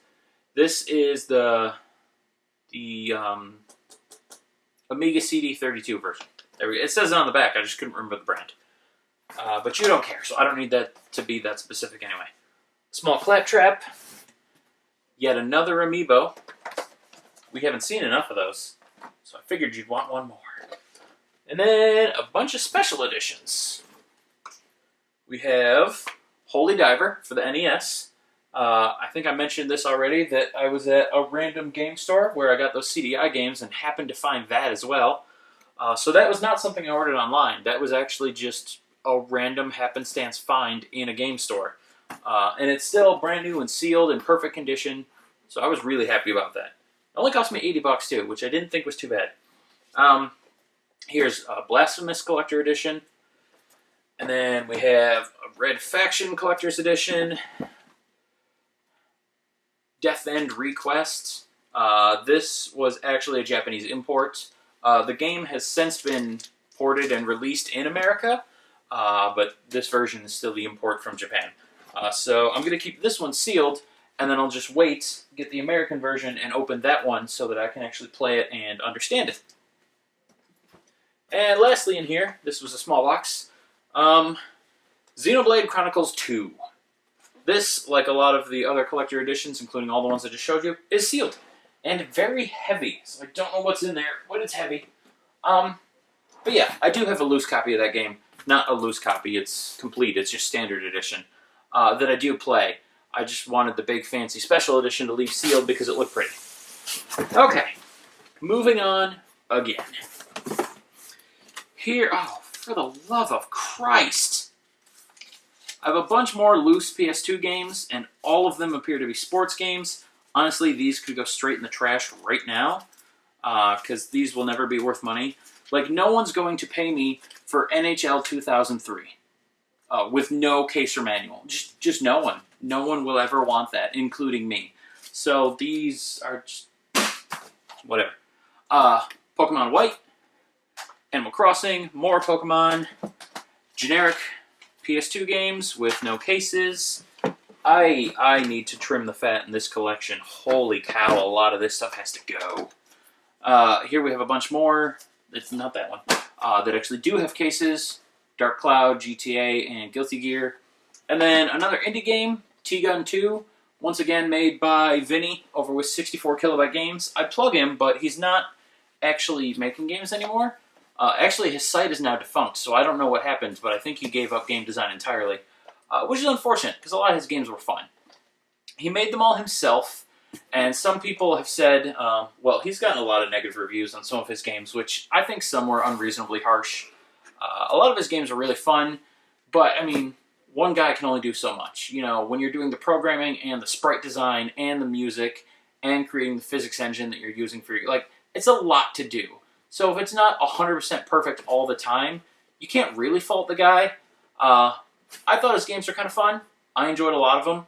Even Dragon Feet, which I know when I reviewed, I did point out some flaws, but it wasn't a terrible game. So yeah, he makes games. Well, he did. I don't know if he does anymore. I don't think he does. His site shut down, but I have all his games is what I was getting at. And then here we have a couple episodes of the Super Mario Bros. Super Show on VHS. I ended up with these because I don't even know why. I think like a library was selling them, and I just decided to grab them because they're Mario. And that's all. I don't have a VCR. I couldn't play those even if I wanted to. Also, I have a DVD with the Super Mario Bros. Super Show on it, and it has all the episodes, so if I did want to watch it, I wouldn't need this medium anyway. These are just cool to have. Let's see. Moving on again. A Sega Saturn in the box. The box is rather crushed, as you can see. It has a nice little curve to it now, but inside the console is fine. This is one that I was given by a coworker for free at a place that I used to work. That's generally what given means, is for free. But yeah, I'm certainly never going to turn down free. We have a small metal sign that I think might be from Fallout. Nope, Aperture. That's from Portal. The instructions for Halo, why those aren't in the box with Halo, I have no idea. And then we have some random Game Boy games. Gargoyle's Quest, which I mentioned before, amazing games. And then just some other random games. And for no reason at all, a single Skylander, a Rumble Pack, and a couple Coleco games. Okay. That one's in bad condition. These ones have no labels. This is Frogger for the Atari. I know just because of the shape of it and the shape of the label. I have no idea what this is. So when I find my Coleco and hook it up, I will have to play this and sort that out and then promptly sell this copy because it has no label and I have no use for that. Those are off screen. Perfect. Okay, let's move on. I'm not running out of steam. I can still certainly talk about games forever. I'm just trying not to dive too deep into each individual game, unless it's something important that, you know, I have nostalgia for or it's just really rare or unique. So if it feels like I'm rushing through things, that's certainly not the case. I'm taking my time and enjoying every second here. I just don't want to bog you down by explaining, you know, like a generic game like Lair, you don't need a 5-minute lecture on. So that's why it might feel like I'm not diving as deep with some boxes as I have with some of the other ones before. Okay, so we have Mario Maker, which is great. You all know that. And then we have just a bunch of PS3 games. Nothing super special or important with any of these. Oh, actually, I'll take that back for a second. This is a story that I've told before during one of my rants about GameStop. At one point online, when I had a blog, and then I repurposed onto an IT site of all places, I told a bunch of stories about what it was like to work at GameStop. And, I don't know what that game is, but it's sealed and it looks interesting. One of my fun stories there was one time someone came in to trade a large box of games. Just a bunch of games for a bunch of different consoles. Some for the PS3, some for the DS, I think a couple for Xbox 360. There's just a bunch of games in there. And so they brought this box in, and I, being an employee, started going through the box, you know, looking at all the titles, making sure there were ones we could take, making sure the disc was in there and in decent condition. Not that GameStop gives a shit. They'll take games in terrible condition with no case or manual. But personally, I like to check. Plus, if there's something unique or fun, I'll make sure I set that aside after I do the trade-in so I can buy it for myself. So I go through all the games, everything looks fine. My useless store manager comes over and he kind of pokes through a couple and then just, I don't know, fucks off to do nothing.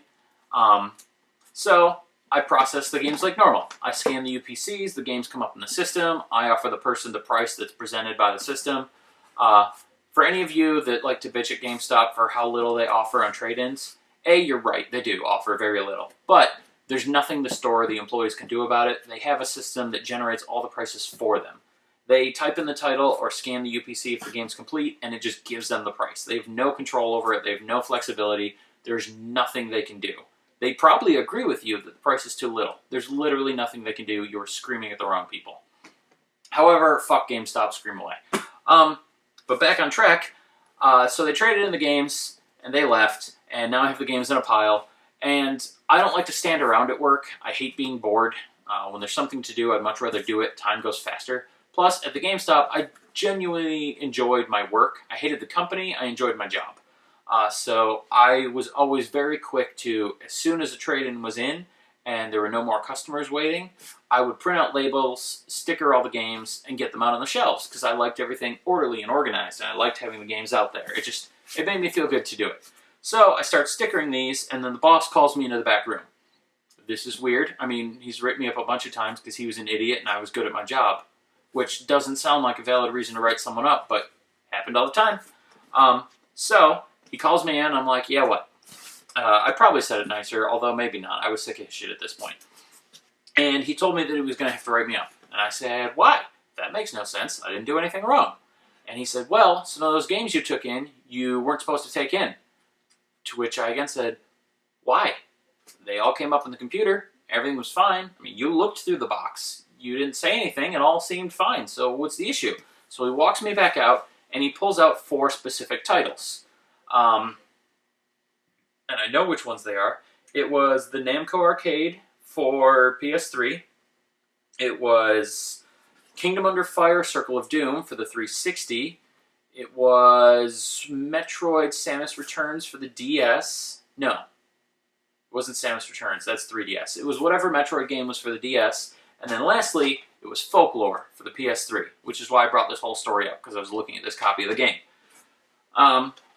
And so he pulls those 4 out and says, these, you weren't supposed to take any of them. To which I again say, why? They all rang up. They're all games. Like, if you open it, here's the disc. It says Folklore 3 and PS3. It's not a fake. It has that bluish tint. It's a real, legit disc. Like, everything's fine. And he said, well, no, because these are foreign games. And if you look, it does have the PEGI box right there. But the funny thing about that is, they're all still NTSC formats. I mean, this might be a PAL format, but the PS3 was region-free, so this would work anyway. And the 360 one, because you might be thinking, well, if that's PAL, that certainly won't play. The 360s are region-locked. And you'd be correct, except it was the NTSC-J version. So it had some Japanese language on the box, but the game itself was still made to play in NTSC consoles, just with the Japanese language option. And the DS and the PS3, like I said, were both region-free, so those 3 games were all fine as well. So I said, okay, but the system allowed them, and all 4 games will still play and present in English. I don't see an issue. He said, well, you still weren't supposed to take them. I'm going to have to write you up.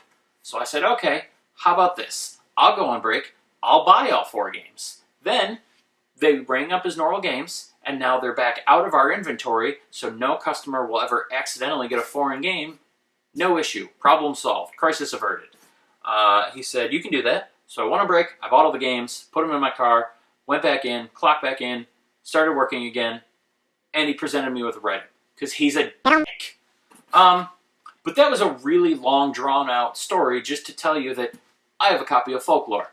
That was how I got Folklore. So afterward, I was determined to play it, because I'll be damned if I'm getting a write-up and being forced to buy a game. I'm going to play the damn thing. And it's actually a pretty decent game. So, all of that just to say, Folklore is a good game. And this is why I'm not going to talk about every single game.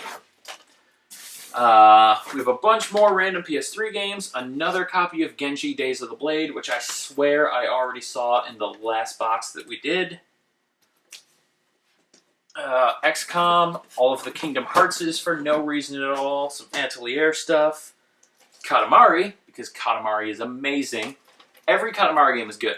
Every one of them. If you have an option to buy or play any Katamari game, do it. You will never regret it. They are all excellent. Let's see. Bunch more random JRPGs. We have Sony Smash Brothers, which of course I did a video about. Yeah. And, oh god, there is more. More JRPGs. Man, a lot of these are sealed. What happened? Did I just not open anything from my PS3? Or are there a lot of duplicates? I have to go through some games later when I officially unpack everything, because if these are all just ones I somehow haven't played, I'm going to correct that, because these need to be played. There's way too many JRPGs that are sealed that need to not be. Rune Factory, always love those.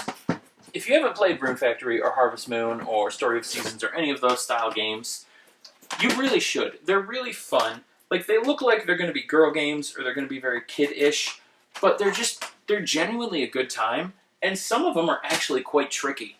Like, the gameplay and the objectives are simple enough, but a lot of them have only X amount of hours in the day that you can do things. Shops are only open for a certain amount of time, or crops take X amount of days to grow, and there's nothing you can do to speed that up. Like, there's these constraints that make it a lot more difficult. You really have to manage your time as well as your money and all your other resources. So they have more challenge to them than you'd think at like a cursory glance. You have to pay attention and know what you're doing in those games if you really want to do well. So they're definitely worth playing. They're not the kiddie games you might assume they are. And yeah, I recommend them a lot. Then we have a bunch of 360 games. Nothing super important here. We've got the Steelbook to go with Halo Wars. Because I think I mentioned earlier with the special edition Halo Wars, it looked like it was empty. But I said, nope, I have the game. I just keep it in the collection. Here it is in the collection.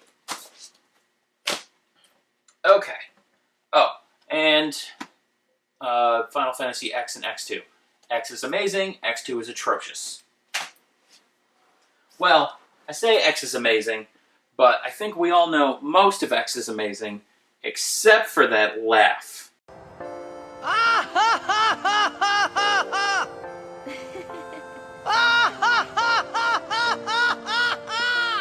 that one. That's not amazing. That's awful. Okay. I'm just going to finish off these boxes right here. Not that you care. You're going to either turn off this video, which you probably did already, or you're just going to keep watching me rant about nothing. So, whatever. This is a little cardboard Hollow Knight papercraft thing. I don't know how or why I ended up with that. Here's some more Hollow Knight stuff, stickers and an art card or something. This must have come when I bought my physical edition of Hollow Knight. We have Disney's Fantasia Music Evolved. That was another one that was on clearance at Walmart, so I grabbed it. Ocarina of Time, sealed in box. What's interesting is, because this is the European version. I was going to say, I already showed you one that was sealed in box that was the Japanese version, and it looked different than this, but that's because this is the PAL version. So apparently I have all 3 regions for Ocarina of Time, all of them in box. This one is not sealed. I said it was. That was a lie. The Japanese one was. This is just complete in box. We have Bloodstained, Curse of the Moon. I already mentioned how cool... No, I mentioned how cool Ritual of the Night was. Curse of the Moon was like a preamble to that because I forgot what the actual word that I wanted was. Prequel. That was... Oh, good job, brain. It's a fun game. Psycho Shooting Stars Bravo, which is just a bunch of shmups for the Switch. Sealed copy of Crystal Mines for the Lynx. I have no idea why this wasn't with the other sealed Lynx games that I mentioned before. A couple Vita games that came from Limited Run. Nothing super special, just some Vita games. And then we have a bunch more collector's editions. We have Rune Factory 4. We have La Milana 1 and 2. Code Realize. And here we go. We're going to talk about this one too. This is Power Rangers Battle for the Grid. And what's really cool is the coin here. It's actually a metal coin, and all the other ones for the Power Rangers are inside, so you can swap them out and have your favorite one showing. That's nifty. What's not nifty is the game. See, Limited Run Games got the rights to print that game physically, and they did. However, they decided when they printed the game not to include all the DLC or characters with the cartridge. Meaning that if you got the game, it's not actually the full version. You have a very limited roster, and you can't play the whole game because LRG kind of fucked up. So that's what I meant a while back in this, I don't know if it was this video or the last one, where I said that sometimes Limited Run Games sucks. Even though I do support them, they're questionable sometimes. That's what I was referring to. How sometimes they'll sell you a game that's not actually the full game. So yeah, that's pretty crappy. Just want to point that out. Here we have a bunch of indie homebrewy Atari 2600 games. We have Galagon, Wizard of War Arcade, and Dragon's Descent. And then a while back, I think in the first video, I mentioned an instruction manual for Evil Magician 2. Here's that game to go with the manual. Let's see, what else do we have? This is a limited run game case, but that's not what the game didn't come from them. This is one of the Bible games for the NES. They're terrible games, but they're fun to have. Actually, they're not all terrible. One of them isn't. I forget the name of it, but it's basically a Zelda clone, and it's actually a legitimately fun game. You do have to do a Bible quiz throughout the game, and it just gives you like extra life or items or whatever. However, it's fairly standard stuff. I went to Bible school as a kid because my family was Catholic and they thought I was going to be too, and then I reached the age of reason and that went out the window. But they're all basic questions that I could easily answer with just my understanding of the Bible. So if you comprehend it at all, you can get through the game too. Some more random NES games, nothing special. Then we have, Jumpstart, Deep Sea Escape, and also Radiant Historia. Why these two are together, I don't know. They're both sealed and were right next to each other, which makes me think I got them at the same time. I just can't imagine what the circumstances were that I would buy both of these new at the same time. So I was having a weird day that day. Oh, we have the soundtrack for River City Girls, but also even more posters. And then, let's see. We have Super Star Wars, complete in box. We have Turok 2 for the Switch in a box that makes it look like a 64 game. And the first Turok for the Switch, also in a 64 box. I want to say real quick, I hate that Nintendo wants all their Switch games to have this stupid little red Switch logo in the corner, the one that I'm pointing at right there, because it just screws up the box. Like, all the rest of the box art is clean and looks like a 64 game. It has that little peel back thing. It looked great. But then there's this stupid red blob in the corner that just fucks it all up. I hate that. I wish they'd stop that. Nintendo really sucks sometimes. By sometimes, I mean pretty much all the time. They are one of the worst companies. They make some of the best games, but they're the worst company. Another PlayStation long box. And then we have Smash Bros. Brawl, the one with the cool story mode. And, of course, Wind Waker, again. Oh, and then more stuff. Another Dizzy game, this one for the Jaguar. Then we have Parodius for the Super Nintendo. Pretty sure this is a repro and not genuine because it never released in the US, so I can actually guarantee this is a repro and not genuine. I'm not sure who did this one. There is no logo or anything, so this was probably just an Etsy job. Yeah, because they put an official Nintendo seal of quality on there, and that's not genuine. So this is just an Etsy job. But it's Parodius, which is awesome. Like I said before, that's Gradius, but like a joke version, a ridiculous joke version. It's pretty wacky. Then we have Truxton. A while back, Limited Run Games reprinted 4 of the really hard to find shooters for the Sega Genesis. They were all the ones made by Toplan. It was Truxton, it was Firehawk, it was Zero Wing, and another one that I forget the name of. And I made a huge purchase from Limited Run Games that week, close to $1,000 in total. But it was like 30 games. It was all the Shantae games, it was all of these shooters, it was a whole bunch of other things all together. It was a massive purchase. And I posted it online because someone was doubting that I would do that. I don't know why. But I did, because apparently I like to brag about how much money I waste. And so when they saw that, they're like, oh my god, why would you do that? And then someone else said, hey, why didn't you buy Truxton? And this is not the Limited Run Games version. And the reason I didn't buy Truxton when I bought those other 3 games is because the weekend before, like the weekend just before it, the timing was crazy. I happened to be at my comic book store, which is located inside a big browsery, where they have a bunch of individual stalls belonging to individual sellers, like a co-op, and each person just puts their own crap out there to sell. And after buying the comic books from my comic shop, I'm just walking through the rest of the building, looking at some of these stalls randomly, killing time, and I found a stall, and it had a singular Sega Genesis cart just sitting there, in a toolbox with like some old tools, and it had a $3 price tag on it. That game, of course, was Truxton. It's complete in here. It's in very good condition. The manual and the game are also in there, also in very good condition. Everything is perfect for $3.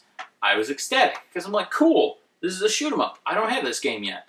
And for $3, I mean, that's a steal. So I go up to the register, I go to check out, and the lady rings it up, and it's $1.50. Apparently that stall was selling all their stuff at half off. So I got Truxton for $1.50, which I thought was great. Like I said, it was a game I'd never heard of. I didn't really know anything about it, but from looking at the back, it's a shoot 'em up, and I love those. So I get home, and I add it in my collector's app, and it turns out it's a $200 game. I got it for $1.50. So that was a very happy day for me. So yeah, always check just everywhere to see if there's video games. Everywhere you are, doesn't matter. If they sell stuff at all, see if they sell video games, because you might get a good deal. Okay, let's move on. Next box, we have Final Fantasy, The Four Heroes of Light, which I'm pretty sure is just a remake of the original Final Fantasy. I thought it was. No, it's not. It's an all-new Final Fantasy. Okay, so it's just a new Final Fantasy game that I have. Good for me. And then we have Splatterhouse for the 360. And then just a box of Atari 2600 games. Not going to take them all out. There's no reason to do that. They're Atari 2600 games. You know what those look like. This one's in the box. It's 3D tic-tac-toe. That's all. Someone was selling those. They were moving, and they wanted to sell these before they moved out of their house because they didn't want to take them with them. So they sold me the whole box for, I think it was $30. There's a console with it too, and then all these games, and a few more games that aren't in this box, but they were all boxed as well. So I have those in plastic box protectors somewhere. But yeah, that's what those are. Okay, moving on. We have 2 more boxes here. I'm gonna open them. Also, there's stuff behind me, so I can't back up anymore. I'm boxing myself into a corner again. I'm really, really bad at planning. Oh, that's not a video game. That's my projector in its box. Okay, I have 1 box left. I lied. Okay. Oh, here's that banana that came with my friend Pedro. I told you there was a banana. Here it is. This is a poster of some sorts. I don't know what kind. I don't have Superman vision. I can't see through stuff. And then we have... I mentioned the Game Boy game Shapeshifter and how a sequel was coming out soon that had a really cool dual cartridge mechanic that no other Game Boy game has ever had. Well, this is the Shapeshifter Part 1, the first one. I kickstarted it, and because I kickstarted it, I was able to get a physical copy of not only it, but every other game that that developer had made previously. So, 6 indie games for the Game Boy. Pretty happy about that. We have some Magic the Gathering cards. I don't know why they're in here, but they are. So, yeah. That's what these are. Then we have My Foot Falling Asleep. Growlancer Collector Edition for the PS2. We have Atari Flashbacks Collector Edition for the Vita. We have Mighty Switch Force Collection, the Collector's Edition for both the PS4 and the Switch. Yes, I did buy 2 of the same game. As we've covered already, I'm not always responsible with my money. And then some random crap, and some more random crap, and oh, this is cool. This is a hand-drawn guide to Zelda. This guy, Phil Summers, drew basically a walkthrough for the whole game. He drew the map, he drew an explanation of each of the dungeons. Well, he wrote those parts, but he drew the dungeons and a lot of the bosses and all the pictures of like Link and everything throughout the guide. It's really, really cool. They look really, really awesome. He sold a limited amount of them, and they're great. And he actually recently tried to do a Kickstarter for hardcover books of the guide he created for Zelda, a new guide that he just created for Metroid, and then he combined the 2 guides he had previously drawn for both Contra and Ninja Gaiden. Unfortunately, that Kickstarter got shut down. He was very vague about who shut it down and why. I don't know why he was so vague. It's weird that he's as vague as he was, actually. But anyone with any bit of logic and reason could tell you that obviously it was Nintendo that shut it down. That's kind of their thing. So that's unfortunate. I was looking forward to having that hardcover guide in my collection because I need all the Zelda stuff. However, I do still have this one, so that's pretty cool. Okay, we have some Funkos of Vulpix and Mona from Persona 5. These are just so very dusty, like everything. That's what happens when your entire collection lives in a box forever. They get dusty and gross. This is Switch Player Magazine. Now, I have this for one reason and one reason only. I don't think that's the right one. And that's because in this issue, I really wanted this one issue, but I ended up getting a second one as well. Let's see if I can find it by scrolling real quick.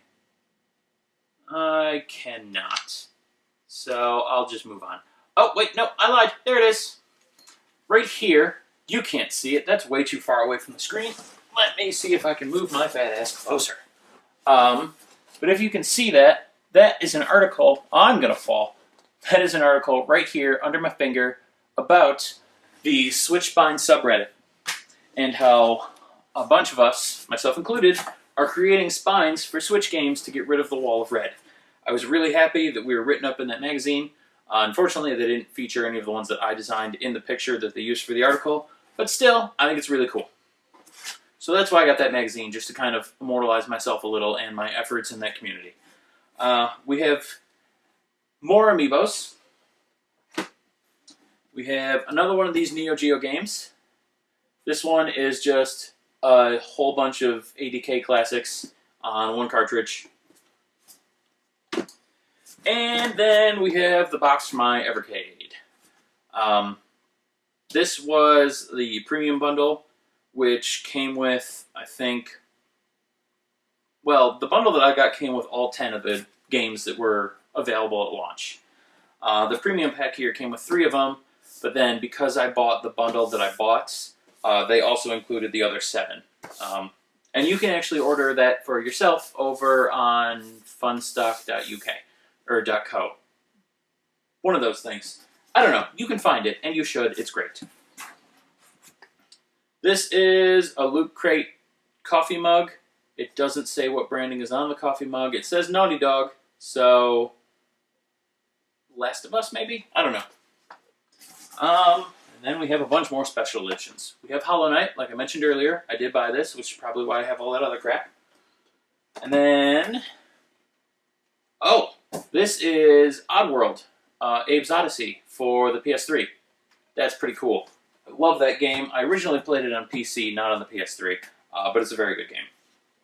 This is A Whole New World on the NES, right? Yeah, that's actually a proper NES game. Now I have to double check. Because I want to say this is also available on modern consoles. But no, this one in particular is a proper NES game. So that's cool.